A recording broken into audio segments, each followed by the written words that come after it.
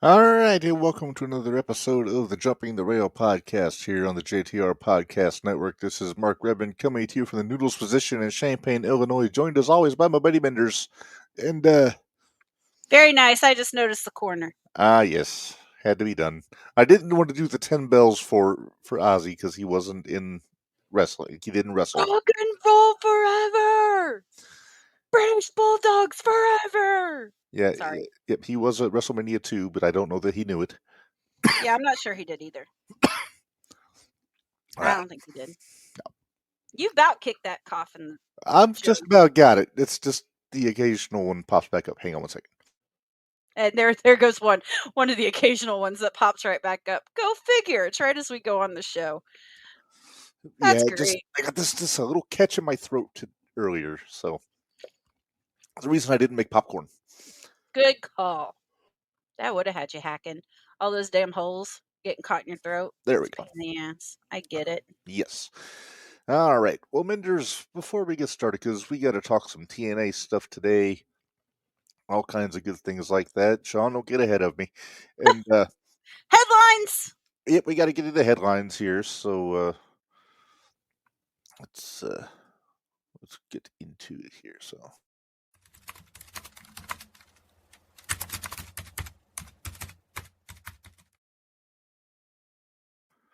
All right, it is time for headlines. We get 5 of them today from everywhere. Okay. All right, bring them on. All right, first one. The it's just bad luck. Interim Ring of Honor Women's Television Champion Mina Shirakawa apparently has a broken hand or broken wrist after All In. So I guess they're going to go for an interim Women's Television Champion. Okay, whatever. I guess she took the O-face wrong from Athena. I didn't catch it when I watched the show. I didn't either, so I guess I got to go back and watch it. Nah, I don't need to waste another 7 hours of my life. No. Nah. All right. Well, let's actually, was that pre-show? No, that was the Casino Gauntlet. Oh, that's right. That was the long one. The long one. Well, the whole show was the long one. But 8 hours. Yeah. All right. Next on the list here, Kevin Owens on the 18th underwent successful neck surgery. So that's Sweet. a good thing. We still don't know if or when he will be back in the ring, but at this point, it doesn't matter. As long as he can walk and hold his kids, I'm cool. Mm-hmm. Pretty much. That's about where I'm at on that one. I'm with you because he's done just about everything. So he really has. He deserves all of his flowers, and yes. Even if you probably throw them at the fans, they give the to him. Or he tried to shove him down Sami Zayn's neck, but no. Maybe. Or Cody. Depends on if they're getting along right now. That's true. No, probably Randy, actually, if you want to get technical. Maybe. Yeah, because they didn't get their match, did they? Nope. They never did, because they were supposed to get it at WrestleMania. Yep. All right, moving on. Well, Sean tried to stooge it off in the comments, Minderz. Elena Black announced that she is taking a break from professional wrestling to focus on her mental health. There is nothing wrong with that. No, it does explain why she wasn't on the poster for the 0-1 show in Berwyn coming up. It does. It does, because we were wondering about that. Yeah, she was supposed to be on the GCW show in Coney Island this weekend, but she wasn't there. Nope. It was supposed to be her and Priscilla Kelly. I got to get used to not calling her by your WWE name. Against the Koger brothers, that wound up being Priscilla and Minderz and Tremont in a trio against Vandal 48, which is the Kogers and Christian Napier. Then I must have stopped on that match because I don't remember seeing Tremont. He came out later. Like it started as a tag. I was thinking it was a tag because I thought it was just Otis and Atticus. It started as Otis and Atticus, but then Napier started interfering, so Tremont came out. Gotcha. I don't think you need to worry about Elena making a living because I'm going to take a wild guess that her OnlyFans is paying the bills at this point. Oh, I'm sure it probably is. But yeah, it sounds like anything like Mandy Rose's. I'm sure it's fine. She did put out a statement here. I'll just read it. She says, quote, I originally had a 10-minute long video explaining where my head's at, and maybe eventually I'll post it, but it seems unnecessary for now. I'll keep it short, but I'm going to be taking a break from wrestling for the foreseeable future. It's no longer good for my mental health, and I'll never know if that love for it I once had will return if I don't step away. I'm going to take the rest of the year to take care of me and go from there. Apologize to the fans and promoters who are looking forward to blah, blah, yada, yada. I hope you can understand. To my supporters, thank you. So, Totally understand. yeah. I mean, I get it. I totally get it. Sure. Especially, I mean, well, our mental health has been lately. Yeah. And that's just us being normal people, let alone. Well, we're always still normal. I know we're still normal. I said that's us being well. Yeah. We're not professional wrestlers. How's that? That's we don't have to deal with all the bull crap on social media that's telling us that we're bad people and blah blah blah. Get my point? Okay, good. Yes. I got a message from the wife. She said, I just now realized Gigi Dolan is Priscilla Kelly. I was thinking, oh, wow, she looks like Gigi Dolan, she says. Go figure. All right. That must not have been the group chat. My phone didn't go off. It was. Oh, it was? It was in the group chat. Next up here, going to Slammiversary. First things first, the Hardys won the TNA Tag Team Championships in the ladder match. And then immediately afterwards... We'll talk about that later. Don't worry. Yeah, but immediately after that, Bully Ray came out and on behalf of his brother challenged them for a match at Bound for Glory. One last match between the Hardys and the Dudleys. Are we giving our opinions on this later? We will, yeah. We're going to get into Slammiversary. Yeah, I know, but are we giving our opinions on this specific thing right now, or are we going to do it later? We can touch on it a little bit here, but then... yeah, I don't want to because it's going to take me more than just a touch. Yeah. I will say, people were asking where Devon was. I guess he had a family matter that needed his attention, so that's why he wasn't in the building for that. But makes sense. Bully said on Busted Open that he had talked to Devon earlier in the day, and they agreed on what was going to happen. So sweet. So it's not like Devon was watching at home and then found out he was going to be in a tag match and said, "Oh, what did you just do?" Yeah, yeah. What? Apparently, on Chris Van Vliet, Devon said that the Hardys are the only guys he trusts to have his last match with. That makes sense. Yeah, that makes sense. Edge and Christian would qualify also, but who? What? Huh? Edge and Christian. Oh yeah, but that's not happening right now. And it may. Who knows? You never know. Yeah. All right. Then the last one, women's championship match at Slammiversary. JC Jane won the TNA Knockouts Championship to go along with her NXT Women's Championship. And we're going to talk about that more when we get into Slammiversary also. Oh, yeah. I've got a lot to say about that one. Uh-huh.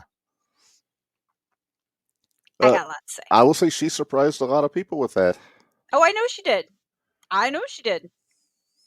She surprised both of us. We both picked wrong. We both picked Masha. I think that's partly because we wanted Jordan and Masha, but... Well, yeah. Oh, boy. I wonder because I don't know that they had anybody lined up for Masha after this, like ready to go. You know who I would have liked to have seen? Who? Maggie Lee. I'm sorry. Like that Maggie Lee. I do like Maggie Lee. Actually, I've seen them go at it before. It was really good. They did it Dreamwave. Mm-hmm. It was a really good match. What are you doing? I'm fixing things. I go from one thing. You're mixing everything up. All right. Well, I'm just getting things ready for later. Okay. All right. Well, Minderz, that's our headline. So, what do you say we move on? And we're going to check your brain. Okay. I think we both need it after the week we've had. I need to figure something out. Let's see if I can figure this out. All right. Well, here we go.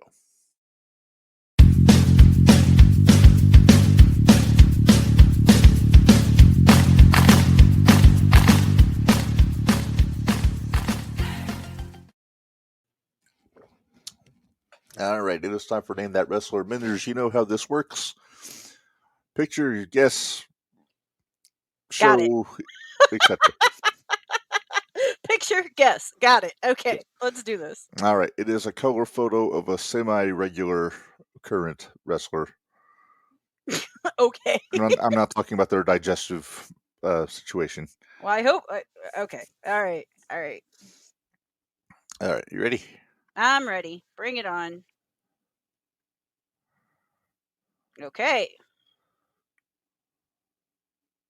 Yeah, Clue? Picture him with no hair.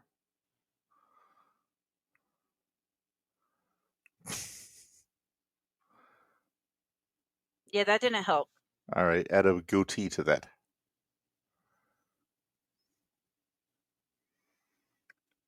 Now picture him with Jimmy Hart. With Jimmy Hart? One more. Multiple world championships.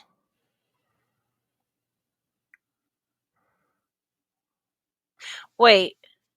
No. One more? Yeah. Really fucking big guy. There's no way. That isn't. Is that seriously the Giant? Holy shit. Alrighty then. That is, I'm guessing that's a 5th grade picture? Yeah, probably at least. Yeah, he was a big boy. Yeah, a little bit. Yeah. Well, because you said that, and then Bam Bam came in my head. No, because Bam Bam's wouldn't have been color. No. And then you said really fucking big guy, and I was like, oh, and he wouldn't have been alive. So Right. The semi-regular current. Yeah, semi-regular. Yeah. I mean, we haven't seen Paul White since he got body slammed on a pallet from Hobbs in that friggin' video game match on Dynamite 2 years ago. That's true. That's true. But he is always on the pre-shows, and I think isn't he the commissioner of Ring of Honor? Maybe. Something like that. Something like that.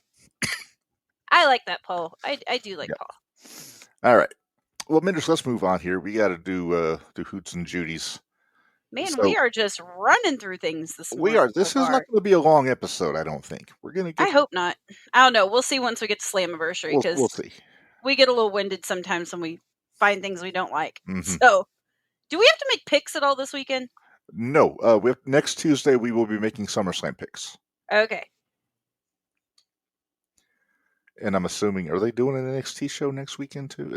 No, they won't, because it's 2 nights SummerSlam. So it's 2 nights SummerSlam. So. All right. Is Tony going to try to counter program? Probably. Check. I don't really care. Like I said, we discussed all that last week. Yeah. All right. Okay. Hoots. Good hoot. Would you like me to go first this time, Minderz? Yeah, because my hoot was kind of a flop, and and that's not a hint. No, I was between hoots, so I had to, and I actually did pick one. I didn't go hoots this week. Okay. I was going to go Leon Slater.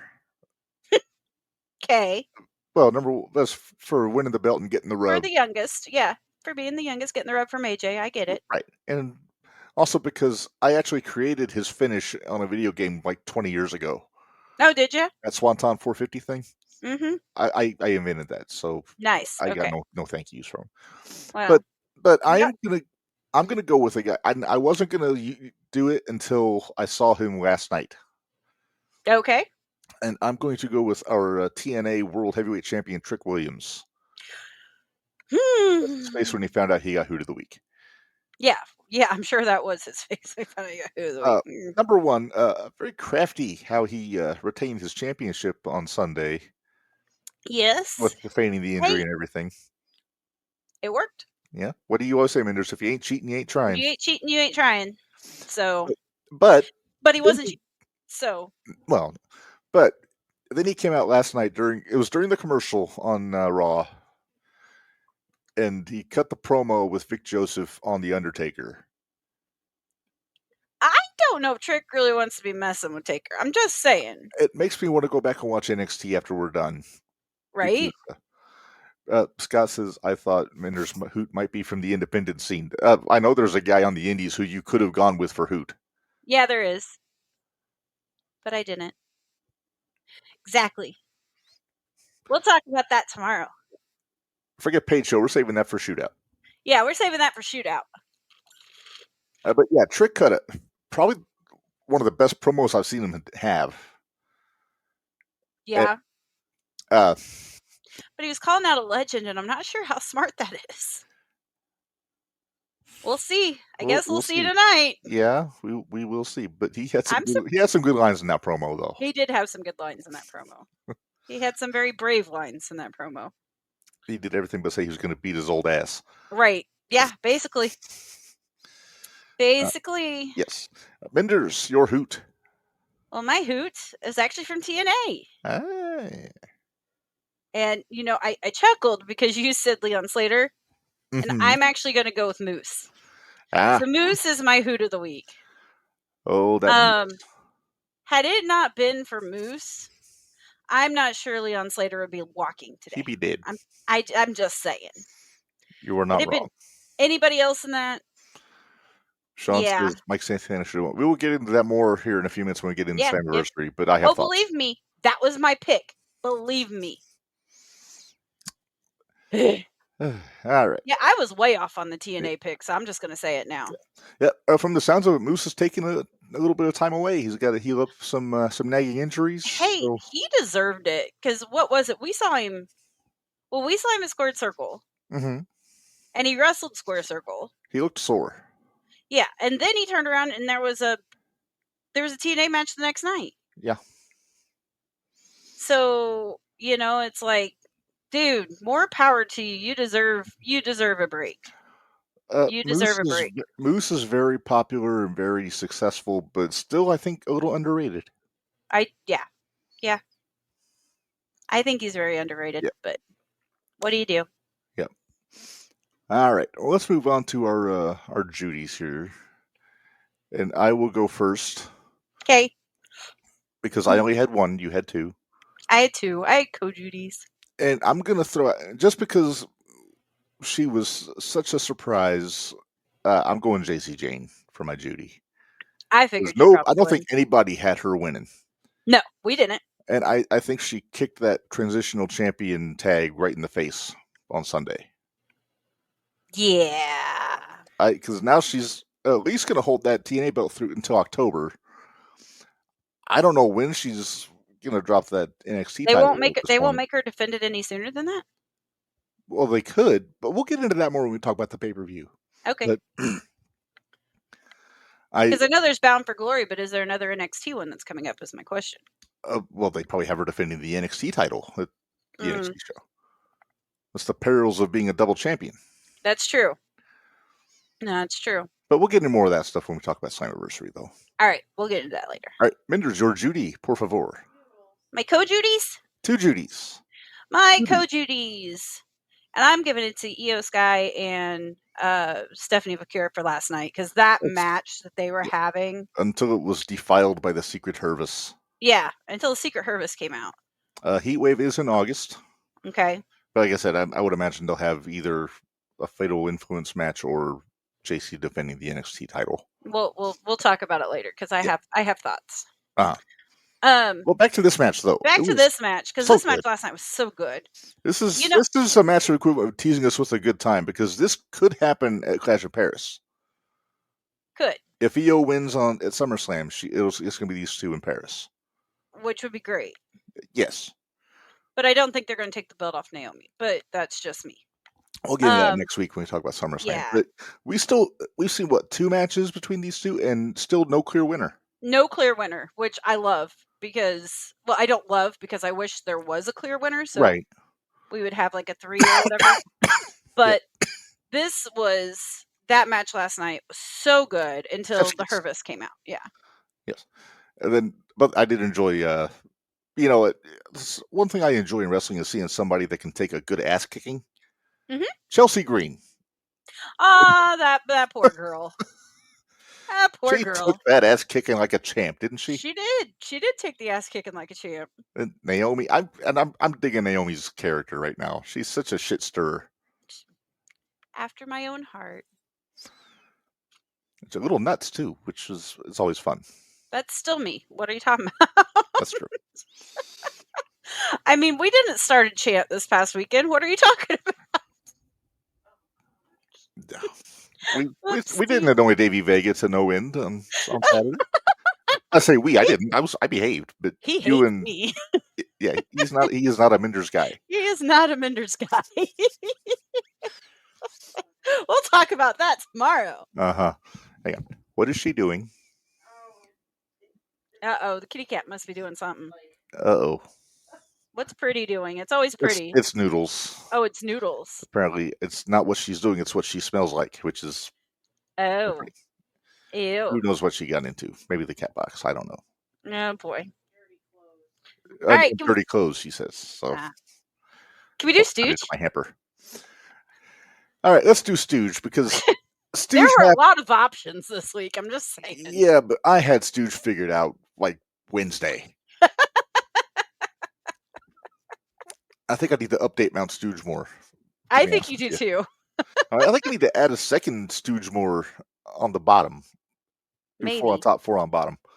Maybe. There's some candidates. Because a lot of those Stooges at the top, we haven't picked a Stooges in a while. Well, Tony, but Tony would pick Mercedes. I think, but it's still been a while. Max Caster can probably come off of Mount Stooge. Yeah, he can come off of Mount. He hasn't. He hasn't been on TV at this point. So he hasn't been on. Yeah. All right. Well, our Stooge, very well deserved Stoogehood for this fella.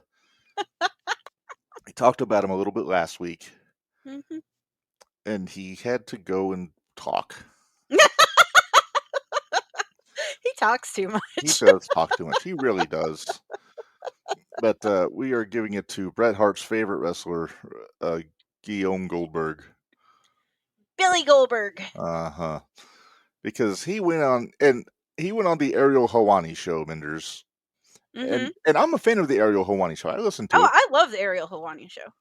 And I'm going to see, where do I begin here? Because he complained about not being on a pay-per-view for his retirement match, even though he was in his hometown on primetime television.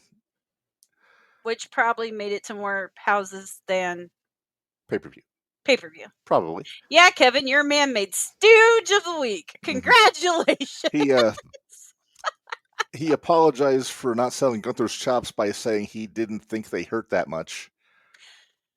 He thought they would hurt more, I think is what his exact words were. Okay, so he says that, and all I can think of is remember when CM Punk and Gunther had the house show? Uh-huh.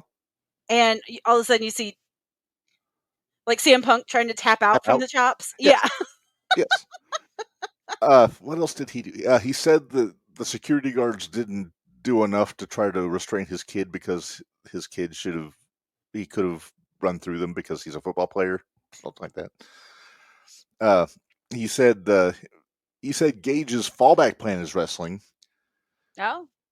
So basically, if football doesn't work, he's going to get into wrestling, which, exactly like his dad. He complained that he got cut off on his retirement speech, thinking that it was a rib or that WWE did it on purpose when it was probably NBC more than WWE doing it. Yeah, no kidding. I still think that's just the tip of the iceberg. You should go back and listen to that interview. I should. Should. It's probably I'll tell you, he pissed off Dave LaGreca though to no end. No, believe it or not. But also, he pissed off. He pissed off everybody pretty much. I might as well say who he didn't piss off. Yeah, that might save you some time. Right. Sean, don't get ahead of me. We'll get to it. So you know how Nick Nemeth is one of the co-hosts on Busted Open? Yes. Well, he had thoughts. Okay. I have a quote. Well, an article here. I'm not gonna read the whole thing, but it says Dolph Ziggler. I'll use his real name. Nick Nemeth didn't hold back when responding to Goldberg's recent controversial comments made during his WWE Sunday Night's Main Event appearance. Speaking on Busted Open Radio, Nemeth took a pointed shot at the Hall of Famer, calling out what he believes was an unnecessary display of ego. All right, here's the quote. Goldberg had the easiest opportunity, the simplest layup to walk away with grace, Nemeth says. All he had to do was stand there and say, "Thank you, everyone," and let the crowd give him that final moment. But instead, he made it all about himself. It wasn't about the legacy, the fans, or the countless people who helped build that ring every night. It became me, me, me. Nobody else worked. Nobody else showed up for me. Then the little subheading here, Nemeth's remarks shine a light on the growing divide between wrestling legends and the current generation, a clash not of eras but of respect. And in a business built on giving back to the next man up, Nemeth made one thing clear. Goldberg's moment could have been humble. Instead, it became hollow. Nice. Okay. That's quite a bit of writing. But he's not the only one I have opinions from, Minderz. Oh, I'm sure it's not. I've got Bill Goldberg's bestest buddy in the world. What'd Bret Hart say? How did you know? I was just guessing. Didn't Bret Hart say he was going to cut him off before his match even started? Oh, I don't know. So this quote came from the Calgary Clutch in Canada. Oh boy. Quote, I watched that interview Goldberg did with Ariel Helwani, and honestly, it didn't surprise me. That was one of the most pathetic attempts I've ever seen from a grown man trying to rewrite history. Bill Goldberg is one of the biggest babies I ever shared a locker room with. Always was. Always needed to be handled with kid gloves because his ego was bigger than his talent. Yow. Ouch. Lies, Minderz, so far? I haven't stopped you yet. No. All right, he continues. He's out there whining about getting 20 seconds with a mic after his so-called retirement match. Please. That guy's had more chances than he ever deserved. He damn near ended my career with a kick he had no business throwing, and I've never once heard a genuine apology. Well, okay. I mean, I don't expect anything less coming from Bret Hart, in all honesty. But he continues, Minderz. Oh, geez. Okay. Yeah, he had a little bit here. Not once, because deep down he's never cared about this business, never respected it. He was handed everything and still thinks the world owes him something. To watch him get all emotional trying to paint himself as some victim now is insulting. He talks about honor and legacy like he ever earned either. Bill Goldberg is an ungrateful disgrace to this business, always has been. And the truth is, if he never laced up a pair of boots again, wrestling would be better off for it. So, Bret's a little spicy. Well, I mean, Bret's always been spicy when it comes to good old Billy Goldberg. That's true. So, yeah, Bill really did leave a pretty sour taste in a lot of people's mouths. He did, and you know what? Though I mean, I guess I kind of get it. Although I feel like it's the same taste that some of the talent is leaving in Legends' mouths right now. Mm-hmm. Because, well, who was it we were talking? Or no, it was actually Johnny Swinger had said on one of his when I was doing my research for when we were having him on. He had actually said that the guys now don't know what it was like when they were coming up through the business. Like now they've made it so much easier for them to get into the business. True. Like they don't have to do, I mean, they do, but it's not so much now who you know, it's how good are you to at least get a chance. Mm-hmm. And then it's who you know to get your foot in the right door. Right. So yeah. And I mean, think about Bill Goldberg. They found him, he was football, and they sent him to the power plant, and then all of his matches were less than a minute. Except for Regal. Except for like the big main event matches like Hogan and Nash, and Regal stretched him. Saturn almost beat him. Well, not almost beat him, but he stretched him before he did the favors because he's a pro. Right. But yeah, Goldberg has always left kind of a weird taste in people's mouths as far as wrestling goes. Yeah. So yeah, it's just he really just kind of just put his foot in his mouth. Yeah. In general. Yeah, I'm gonna go back and watch that with Ariel because now I'm interested. Yeah. I'm real interested now. Mm-hmm. Well, Minderz, before we do that, I think you watched LFG this weekend. I watched it this morning, but yes, I did watch. Well, you watched this weekend's LFG. Yes, I did. It was entitled "Size Matters." Does it? It does. That's Sam Stackhouse's tag team with Eric Smalls. I know. So AKA it's the David versus Goliath story being told in the ring, as what the Size Matters is about. Knowing how to work for your size, whether you're big.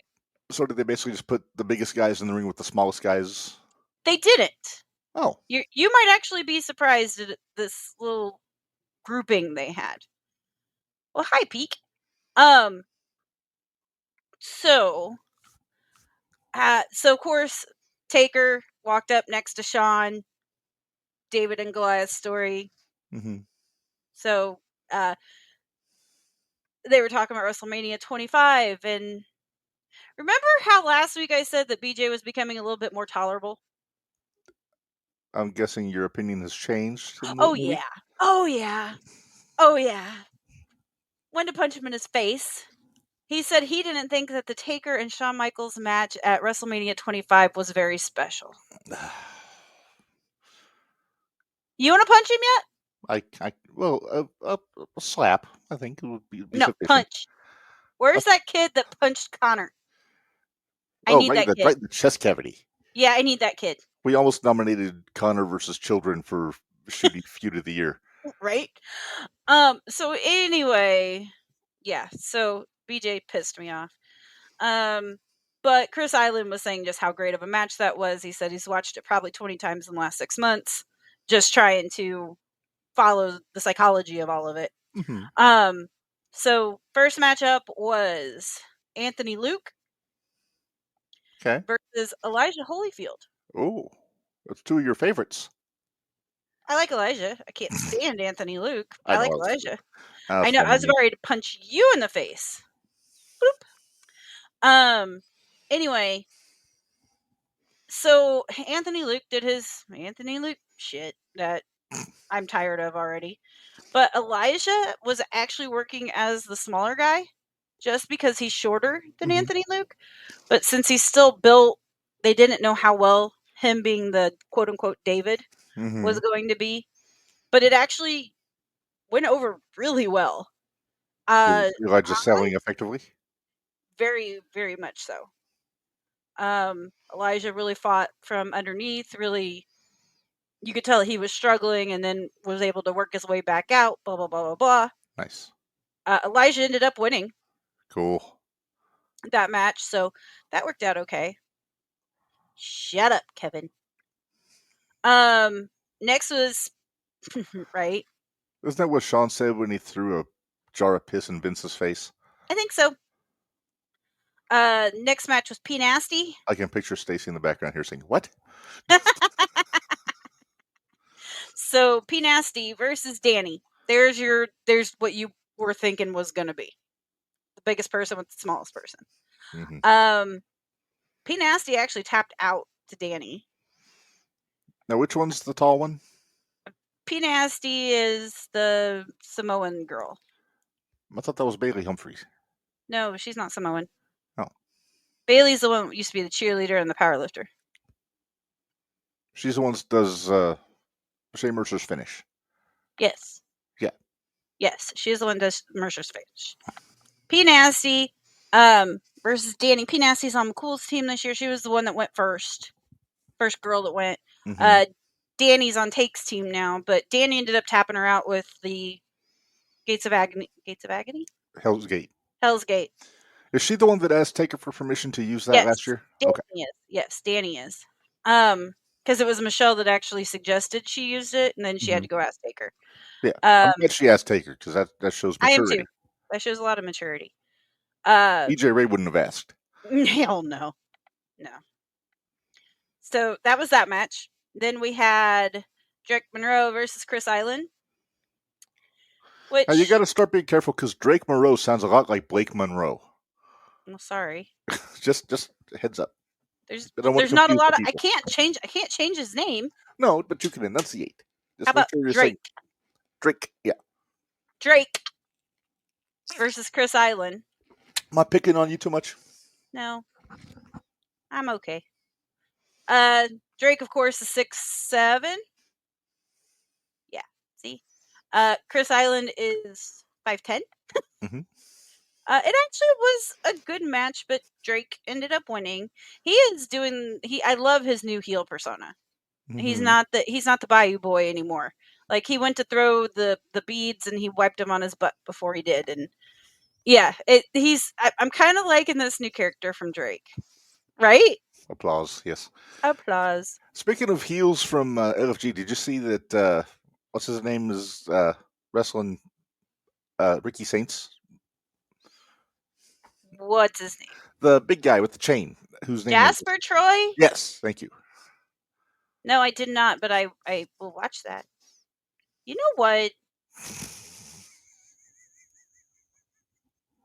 Kevin, stop it. Final match, the main event last night was Bailey Humphries versus Summer Sorrell.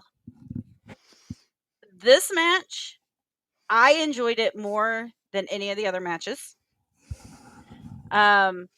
Summer is very good. She's kind of the party girl or whatever. Or no, she's got kind of a Danny vibe to her. Like, she's very happy, go lucky. Xena, before Xena became the oxymoron. Gotcha. Okay. Bailey Humphries, of course, is the monster with the claw to the head. Yada yada yada. Bailey ended up, and she has Shane Mercer's finish, and then Bailey Humphries won that match, huh? Bailey won that match. However, so our points this week: P Nasty got the point for Michelle McCool, so Michelle is on the board finally. She got a point. Well done. And then for the guys, the point actually went to Elijah Holyfield. I was hoping after the recap that's where they would go. Yep. So Elijah got the point for that. So now we've got Booker at 3 points. We got Take at 2 points. We got Bubba at 2 points. We got Michelle at 1 point. So this is a lot closer than it was for last season. But that's pretty much all that happened. And I didn't get to see a show of what happens next week. I'm still waiting to see where this backfight or backlot brawl happens, where whoever gets pissed off at whoever that they keep teasing, and I want to see it. But cool. All right. Well, before we get into Slammiversary, our buddy Corny had opinions about a certain robust country singer who may or may not have a match at SummerSlam. He doesn't. Okay, I got it. We listened to that on the way to the MVW show Sunday. Mom's response: he doesn't like him, does he? He doesn't like anybody, to be fair, but no, but he really didn't like him. So I'm going to throw the question to you here, because when RVD came out, he said that he finds the celebrity involvement to be disrespectful, which I can see where he's coming from. But my general opinion, as long as they put the work in, if they put the work in, right, I'm okay with it. But but my question is, and I don't think I sent you the actual format this week, but no, you didn't. It just says, my note says Jelly Roll : good idea. He's at SummerSlam, correct? Yeah. Here's my main question. Okay. Is this the right spot for Jelly Roll to be in a match against Logan Paul and Drew McIntyre, or should they have tried to? This would have been something that would have worked well if, say, like Robert Stone was a manager on SmackDown, and it was like Drew and him against Jelly and Orton. You know what I mean? Yeah, I'm not sure it's quite fair, because I mean, I get that they're looking at Logan Paul and Jelly Roll and then Orton and McIntyre. But you can't look but at I don't Logan think Paul it's like fair. Celebrities, because Logan's an athlete and he had the U.S. title, for Pete's sake. Right. So you can't look at it the same way. Yeah, I think they're hoping that they're going to get Bad Bunny energy from Jelly Roll. And they may. They may. They may. Jelly doesn't quite have the athletic. You don't know that. We don't know what he's been up to, because he's been training. He has been training, and I'm hoping that we get a good match out of him. And I don't think he can throw a choke slam. Well, I don't think Randy's going to let him look bad, and I honestly don't think Drew's going to make him look bad either. No, Logan, I could see trying to I could see him being a prick and making him look bad. However, the other ones in that match, I think, are going to protect him. So I am curious how it's going to go, but I'm cautiously optimistic that they're going to have a good showing there. I can handle being cautiously optimistic. Yeah. That's kind of my resting state these days for most things. Yeah, we'll see how well that worked out for you here in a little bit. Yeah. All right. Well, let's talk what we saw last night, Minderz, Monday Night Raw. Oh, okay. First, I didn't hear everything, but I saw everything. So we got Punk and Gunther in the ring. I think Gunther had the better promo in that segment. I do too. I will agree with you. His delivery is so good. But I mean, But then again, I mean, we're talking Punk. Punk's so was I good mean, too. Yeah, I mean, I'm not going to complain. Anytime I get to hear Punk talk, that's fine by me too. Mm-hmm. I think they're going to have a very good match at SummerSlam. Yeah. Yeah. And okay, that's next week. I have my thoughts about that. I have my thoughts. About SummerSlam? Gunther and Punk, yep. Save it for next week. I will. I'm trying. Trying really hard. Can I repeat what I said in the group chat yesterday? Sure. Michael Cole's a fucking insufferable hack. I thought he was over that. I thought he was past this. He was getting on my nerves last night. He was really getting on my nerves last night. He's making us commentators look bad. Yep. Thank God for Corey Graves. Right. I like listening to Corey. Yeah. Did you? I don't know if you read. Apparently, Pat McAfee is taking a break for mental health reasons. Also, I guess he. Well, I knew you said that. He was that like mentally exhausted. I think it was his words. Well, I mean, look at all he's doing. That makes sense. So take the time off. Enjoy it. Why not? Yeah, he's got little ones. He's got college football coming up anyway. So right, exactly. So he needs a break before college football is what it is. Yeah. So that's just a little aside there because Corey Graves is still probably the best color guy they have. Corey or Wade, I'll take either one of them. Not Booker. Moving on. All right. I'm not sure what you want me to say because yeah, I know. Booker sometimes is an inseparable hack too. Just saying. Yeah. So I did not know that we were supposed to get Lyra and Bailey teaming up last night. I don't think Lyra did either. No, it seemed kind of random. What do you think of Becky coming out in the red and yellow all the time now? Yeah, I'm not sure how I feel about that. She's trolling the trolls. She is. It's. Not a big fan. Not a big fan. At least it's more red than yellow. That's true. That's true. I do like Raquel and Roxy teaming. They're getting, I think, more chemistry. Yes, and it is still the whole Liv Raquel vibes. I can compare Roxy to Liv very easily. Oh, I agree. Size, moveset.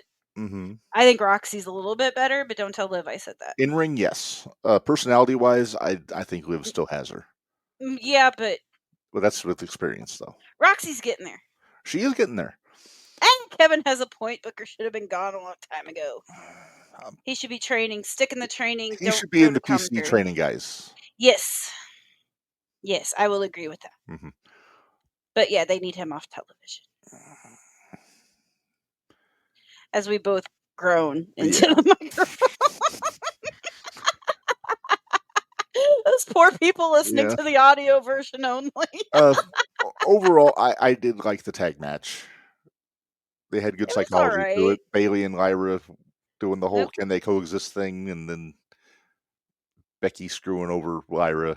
But I don't think anybody had any delusions that Judgment Day is losing those titles in that match. No. And apparently, Kevin, it does happen once in a blue moon. Every now and then. Once in a blue moon. Every now and then she can be agreeable. What did you think of AJ Styles last night? Hilarious. I thought that was great. All right. Which one was better, the valet, the janitor, or the doctor? I like the doctor. The doctor was probably my favorite. It's something that Bishop Dyer pointed out this morning. He's like, we found out that AJ was the doctor at the same time Dominic did. Right, exactly. Because his face was classic. I was like, yeah. Yep. So good. I did like when AJ was the janitor when he was trying to keep New Day from falling. Right. I gotta say, I'm surprised LWO won the number. That one shocked me. But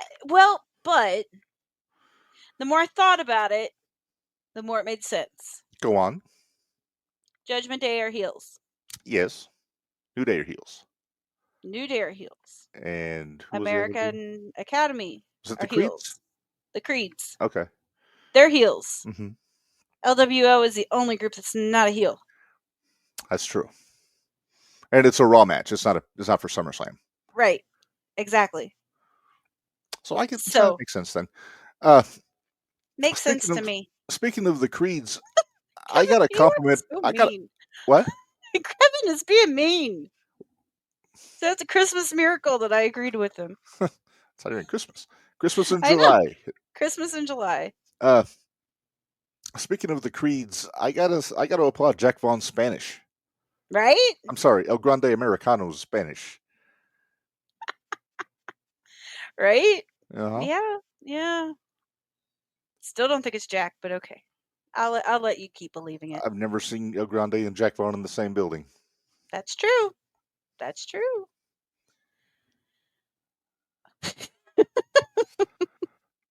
I'm just saying. Is it makeup covering? Is that what you decided it was? Makeup covering up the tattoo on his chest? There's some sort of cover up there. Okay. But and Jack oiled up a little bit. Shaved a little bit. Yeah. All right. Can't see the mustache under the hood. I know.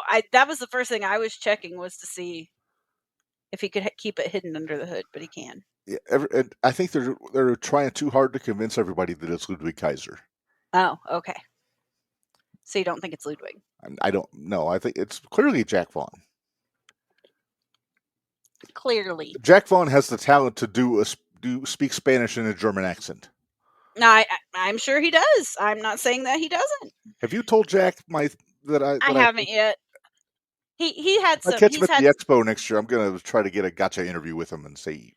He had some issues going on this week, so. Yes, he did, and our well wishes to Jack. Well wishes to him. I'm glad everything turned out okay.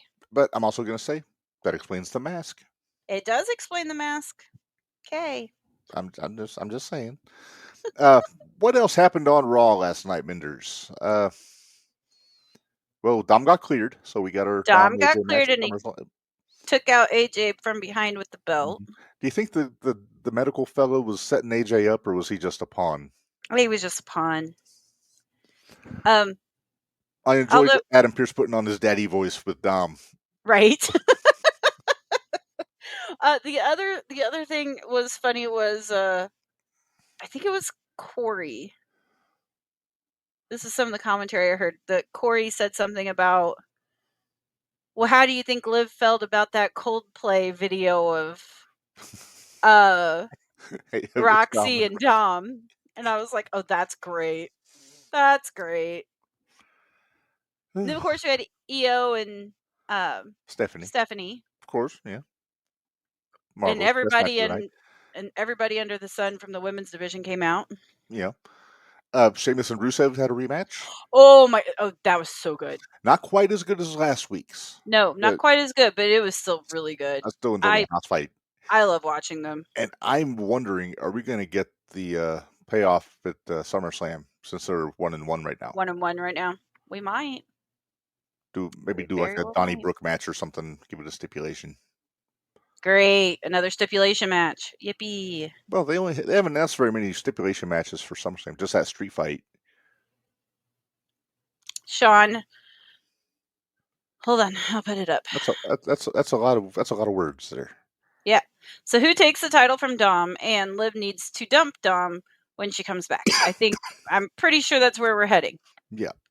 But I have my theory on who takes the belt from Dom. Do you? I do. Do you care to share, or do you want to wait? I kind of want to wait, because I don't want to show my hand, because it's going to be a while. Okay. I'll just say it's not. I don't think it's going to be AJ. I don't think it's going to be AJ either. And then Liv needs to dump Dom when she comes back.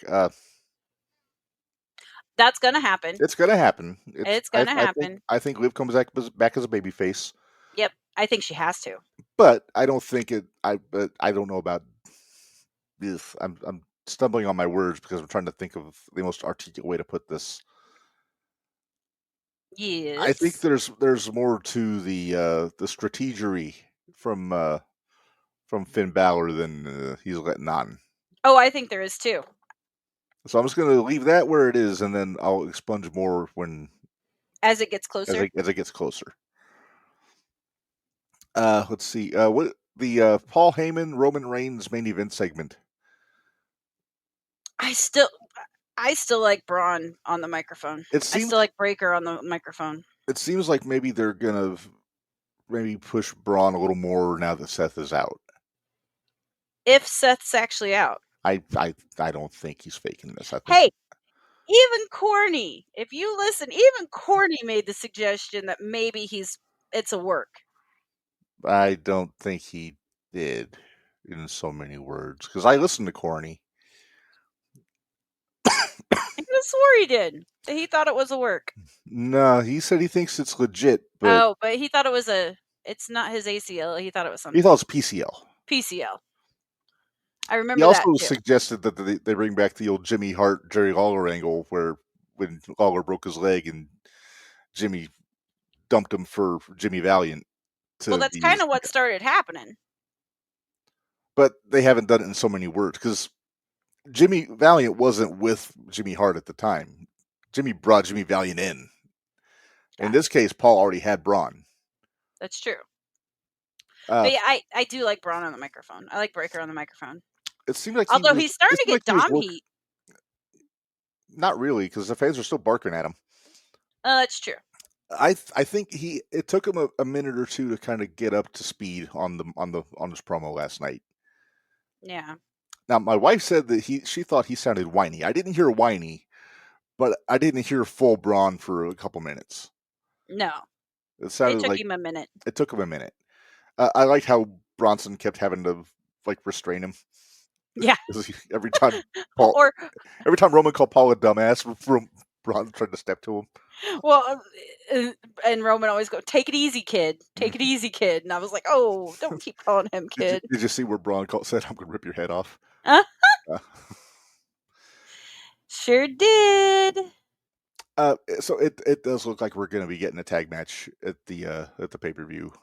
They haven't made it official yet, but all signs are pointing to Jay and Roman against the Bronze. Yep. The Bronze. Well, they don't have an official name for their tag team. I know. Well, I thought they did. I thought they came up with something. It was something. I forget. It seemed like they were building to something. Yeah. So I'm like you. I'm going to be what did you say? Optimistic. Cautiously optimistic. Yeah. I'm more behind Paul with these guys than a lot of people are that say this it's not working, but I think it's working. They're saying Braun and Bronson without Seth isn't working. It's only been a week. Yeah, give them time. People have the attention span of a gnat these days in wrestling fanhood. They want everything right away. It's the thing that's killing AEW. It is. It is. They don't want the slow burn. They don't want the build, and that's what I like. Me too. That's the fun of wrestling is the build. Well, shoot, did these people all forget the Bloodline story? How long it took to get to Cody and Roman? And 4 years, 3 years, 4 years. Yeah, 2 years, 3 years with Cody, 4 or 5 overall. Right. But anyway, so yeah, Raw was a good show last night. It was. Yeah, I'm looking forward to watching NXT tomorrow. Tonight, there, kid. Yeah, but I can't watch it tonight. The TNA star ever win an NXT belt. We will get there. Hang on. We will get there. I thought Masha had the best chance of anybody so far. Yeah. But yeah, there's more options.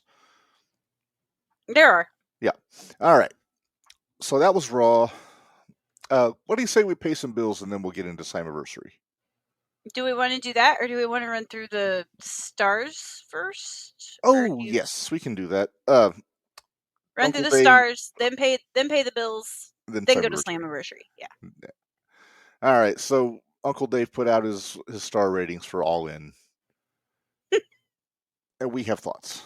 We have lots of thoughts. Did you keep track of how many sugars and Lithgows we gave the matches? I did not. I did not. Okay. Well, I'll rephrase. Did you think anything on All In was worthy of 5 stars? No. No. I didn't give any of them a 1 star. Do you remember?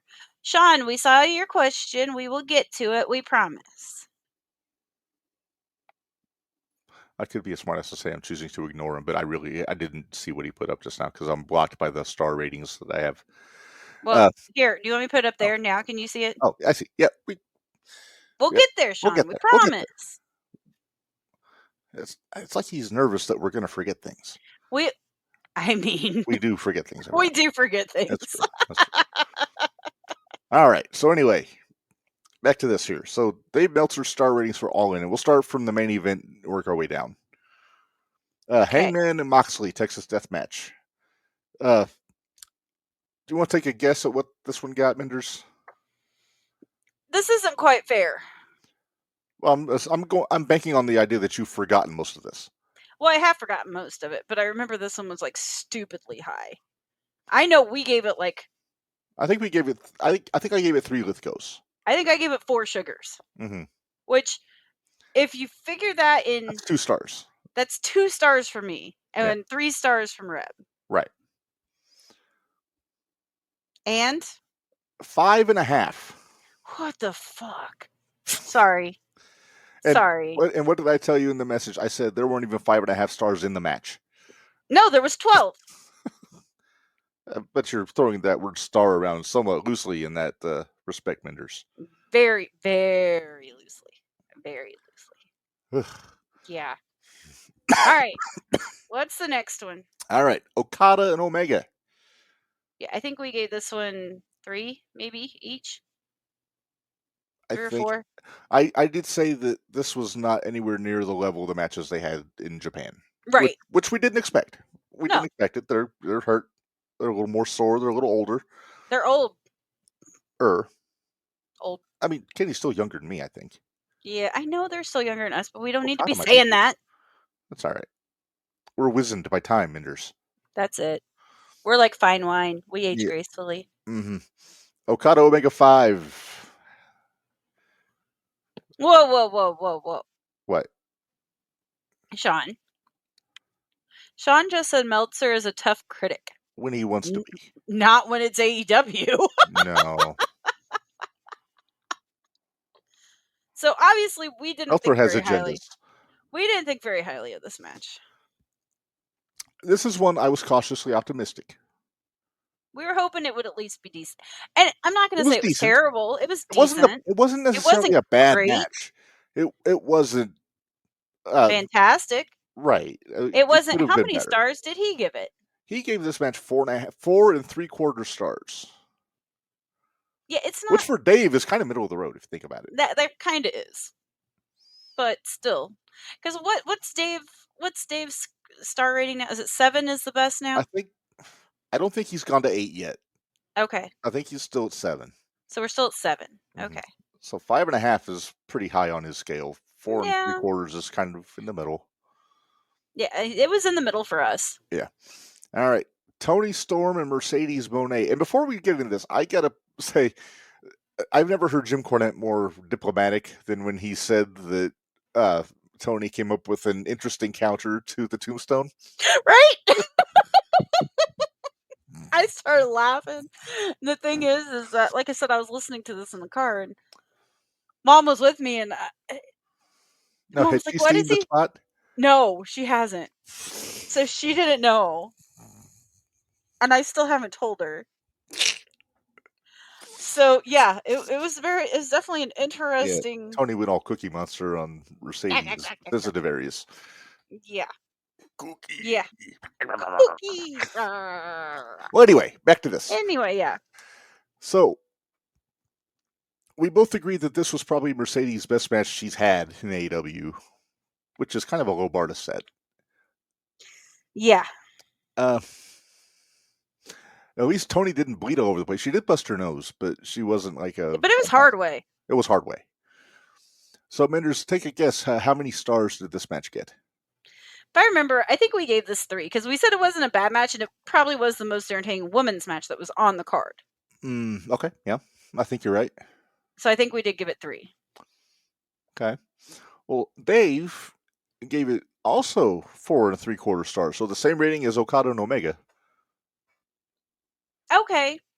I think this match might have been better than Okada and Omega, to be honest with you. Okay. So I would have put... This is how I'm going to counter that. Mm-hmm. I think entertainment-wise, yes, Tony and Mercedes was better. Agreed. Pace-wise, I think it was better. Right. Yeah, because good a little slow Lord, paced that in that. Okada mega match. I never thought it was going to end. I Do you realize I did dishes during that match, and I listened to the commentary. the last 2 matches on that AEW or that AEW card was an hour and a half? Yeah, The last and if you 2. take the last 3, that was about 3 hours. 2:15. Yeah. It seemed like it should have been what would have been what used to be regular pay-per-view matches. I feel like Tony needs to think about 2-night pay-per-views like Triple H is doing for the big shows, like All In. Careful, we're going to end up with like a 4-night show just because, and then he's still going to go 8 hours each day. Well, cocaine's a hell of a drug, Minderz. It is. It's a hell of a drug. It'll keep you up all night. All right, 3-way tag match: Hurt Syndicate, Speedball and Knight, and Christian and Nick Wayne. We didn't think too highly of this one. No, we didn't. Could have been better. Yeah, I'm thinking this one was. I was thinking I gave it 4, maybe. So you gave it the equivalent of 2 sugars. No, I gave it the equivalent of 4 sugars. So that'd be a 2-star match. So 2-star. Yeah, I think I gave it what? 2. I think you might have gave it 2.5. I think it was 3.5. Or 3.5. 3.5, which is so not great. Dave gave it 4 stars. It's still middle of the road, kind of, and not a high middle of the road. But the Star Search fan of me still thinks of 4 stars is excellent. Right, I know. In our head, it's good. Mm-hmm. All right, a women's casino gauntlet match. I think we gave this one. I think I gave it either 3.5 or 4 Lithgos. Yeah, because we didn't think it was great, No, but it was fine for what it was. It was fine for what it was. We got the right result. Right. So, okay, what did he give it? He gave it 4 stars. Okay. So for the most part, he does not want to get down into that subpar territory with this. He does not. He doesn't. He's trying like hell not to get down under 2 stars. I'm getting there. Okay. Are you saving that match for last? No, because that's the one I do remember because it pissed me off. I'm doing this in order as it looks on the list I got. Okay. But next up is Swerve and Ospreay against the Bucks. That was actually, I think I did 2 or 3 stars. I think I did 2.5 on this. Yeah, because it was one of the better matches on the card. Was it a 5.5-star match though? Fuck no. Is that what he gave it? 5.5 stars? 5.5 stars, but it's the Bucks, so of course he's gonna give it. Of course he is, because you have to add 2. You got to add 2 stars just because it's the Bucks. I wonder what rating he would have given the boat ride to the ring. I don't. That would have got 5 sugars from me. I'm just saying. All right, now we get to the 4-way match for the TNT title: Dustin Rhodes, Sammy Guevara, Daniel Garcia, Kyle Fletcher. In my opinion, one of the better matches on the card. We agreed this was like top 2 matches on this card. Yep. I think we both gave it like what? I think we both gave it 2. 2? Yeah. I didn't give 1 sugar to anybody. Okay, the 2 was our bar. Yep. Which would be like a 4-star match. Yeah. Dave gave this 3 stars. This is the lowest rated match on the card from Dave. Of course it is. Because what does he have against Dustin? Because shit, I think even just for sentimental value, that deserved 3, if more than 3 stars. I think he's looking at this more just for the work rate. You're not looking at the psychology. You're not looking at the. Maybe that's why his star rating always pissed me off. I mean, I'm not a fan of the guy, but he will not give Hogan the time of day on any of those old shows. Well, even when he was the main event and big crowds and everything, he would just bury Hogan incessantly. Well, he knew something we didn't know, but I guess so. I was never a big Hogan fan anyway, but anyway, that never really bothered me, but just an observation. I also didn't really care for Flair, I don't think. Ooh, sorry. I think 5.5 is about what he gave Guerrero and Mysterio from Halloween Havoc. How many? It was either 5 or 5.5. Okay. Okay. And that was way better than this tag match. Oh, yeah. Oh, yeah. All right. Men's Casino Gauntlet match. Right winner. Right winner took a Did long you time hear to get Corny talking about this one? He's like, all right, we got Mark, we've got MJF. All right, these two can work. And then, oh, for Pete's sakes. I just like here to talk about Mystico's music. Right? Oh, so fun. If you get a chance, go back and listen to Cordy I talk think there was about a All In, because YouTube, it was funny. specifically his All In review. Yeah, You specifically don't have to his listen to All In the whole review. episode. Don't Just listen to the whole thing, but, well, do, but don't. do, You but don't have to. if you want to just hear the All In review, it is Quite on YouTube. humorous. It is quite Well, entertaining. Yeah. Well, Uncle Dave gave this 4 stars, so the same as the women. I still would have given. I think I gave it 3. Yeah. Oh. Are we announcing that, or are we going to leave it there? What? I can't show you until you see. Oh. You look in the comments.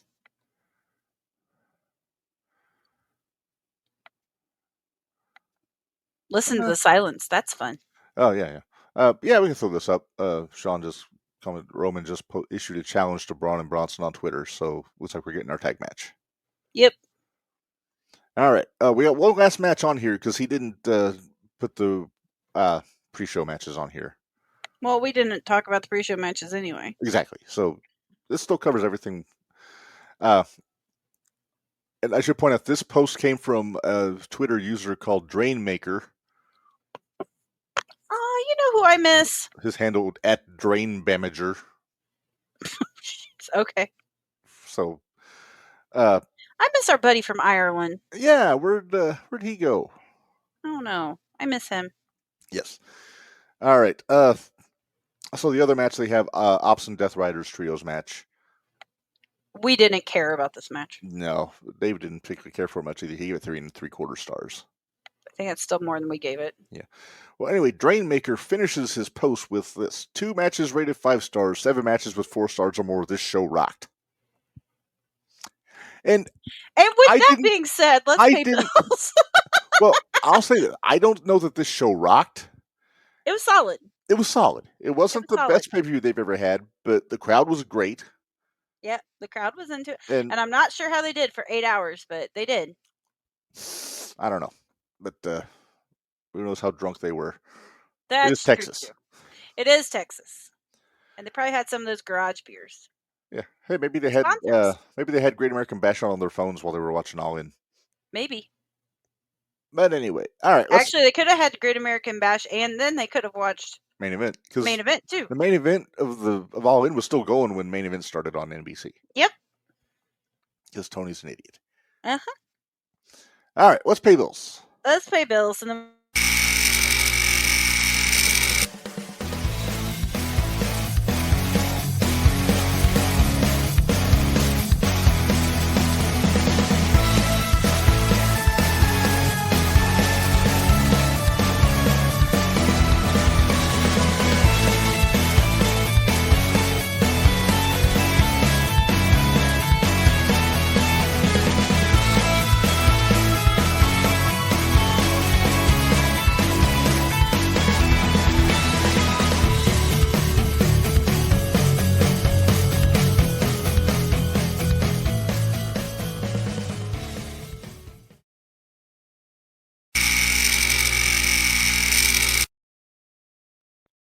All right, we're back. And you missed my giant cough. That's good. I'm glad we didn't. Well, that's all right. You cut me off, so that's you cut me off like they did. Happy. Like they did Billy Goldberg. It's always good when we'll take a drink at the same time on an audio podcast. Right. All right, let's get into Slammiversary. I think we're getting this figured out. You would think. You would think eventually we might figure it out, but apparently not. Yeah. Did you just shine up your head? I use my nifty Pro Wrestling Epic towel. It's sideways. Now it's upside down. Keep going. You'll get there eventually. There, now it's right. Yay! Now it's right side up. I bought a PWE burger towel. What? I should have got one of those. Barry got a free one because he bought the Mr. T Funko Pop. That's okay. He can have the free one because I got to get a poster put up before tomorrow night. Mm-hmm. Also, I did get a prize, I'm a though. wiener. As you know, I had a cavity in my Funko display from when I gave Narge his Bill Murray Funko. So I fixed that. Look at you. Ravishing Rick Rude. I'm surprised. You're not usually into Funkos. I'm not, but it's just the space was killing me that I didn't have something there. Because I stack them up. I got the New World Order one with the Hogan, Hall, and Nash. And then I had Dusty and Bill Murray on top of it, and that was nice and square. Then Bill Murray went away, so I had to get something to make it square again. Gotcha. Barry, hold on. So Barry said he got one too for the towel. And then he asked, how is our poster doing, Mender? It's a fine piece of memorabilia. It is. It is on the floor right now in the podcast room, and I have weights sitting on each side so I can get it flat since it was rolled up. So very nice. And hopefully I'll have it up tomorrow. Because how often does Mindy win stuff at wrestling shows? I'm not going to go there, but more than a few. I just don't ever win a belt. No. All right. So let's get into Slammiversary, Minderz. It happened on Sunday. Right. The UBS Arena on Long Island. A lot of New York presence on this show. But we'll just start from the pre-show, which I did not watch the pre-show. I didn't either. But I am going to throw this out here because hey, Barry, are you and AJ watching? Yes, no, maybe, possibly. It's going to pop them. You won't care. Mm-hmm. But one of the people that they showed that was at the show that night was one of the guys that we watch on 90 Day Fiancé. Oh, yeah, that guy. Tim. I love Tim. Couldn't pick him out of a police lineup, but that's all right. You know who he reminds me of, though? Who? He reminds me of Corey Graves without the tattoos. Right. Because at first I thought it was Corey. Hmm. And then I looked again, I was like, oh, no, I know who that is. Okay. Hmm. Wow, who thought I would have said something about 90 Day Fiancé on our podcast? Sorry, everyone. It wouldn't have happened on my watch, but that's all right. Too late, already did. All right, so there were about 4 matches from the pre-show. I'll just run down the results. We won't get into analysis or anything, but the Elegance brand retained the Knockouts World Tag Team Championship over the Inspiration. We actually had picks on that one. We did. I think you picked the Inspiration. I did pick. The only reason I picked the Inspiration, though, and I remember saying this, is because I picked the Inspiration because you picked the Elegance brand. Right. So but I had a feeling the Elegance brand was going to win because I thought M was going to interfere. And she did. She did. Apparently, just like I figured she would. Apparently, she put Ash's foot on the rope after a superplex. And then used the torch. Yeah. Yep. All right. So, let's see. Next up, Eric Young cut a promo on New York, and then he was interrupted by the Hometown Man for an impromptu match. Yay. And who won that? Oh, Hometown Man won. Hometown Man won. Got the Hometown Pop. Yep. Then we had the... I was gonna say, there's not much more we could say about that one. No, not really. Then we have our 6-man tag. It was Mance Warner, Jake Something, and Steve Macklin, which that was after a trio. Maybe I need to go back and watch that one. Well, anyway, they faced Josh Bishop, Zilla Fatu, and Enzo. Yeah, I think. Well, do what? Your mic cut out. Which one of these is not like the others? Right? Did we need Enzo? I mean, really? Did we need Enzo? I don't think so. I don't either. Apparently, there was a coexisting issue with the TNA team. And, Warner and Something were not getting along. No! I wonder why. I know, right? But Enzo, Zilla, and Bishop won.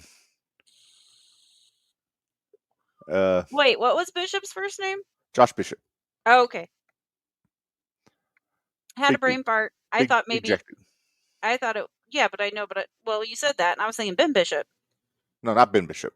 Josh Okay. Bishop. Gotcha. Okay, so I was wrong. There's only 3 matches on the pre-show. All right. So now we can move on to our... Now we get to the main show. It starts off Cedric Alexander versus Mustafa Ali. I'll just say how Ali does not have a broken neck right now is a miracle. I don't know how he doesn't. Now, I don't know. Was it that the crowd was too far back? No, he overshot him. Did he overshoot? He overshot him. He overshot them. And then he decided to break his fall with the back of his head. Right. Because that's what any... guys do. Yeah. Like everybody would. Uh-huh. Freaking idiot.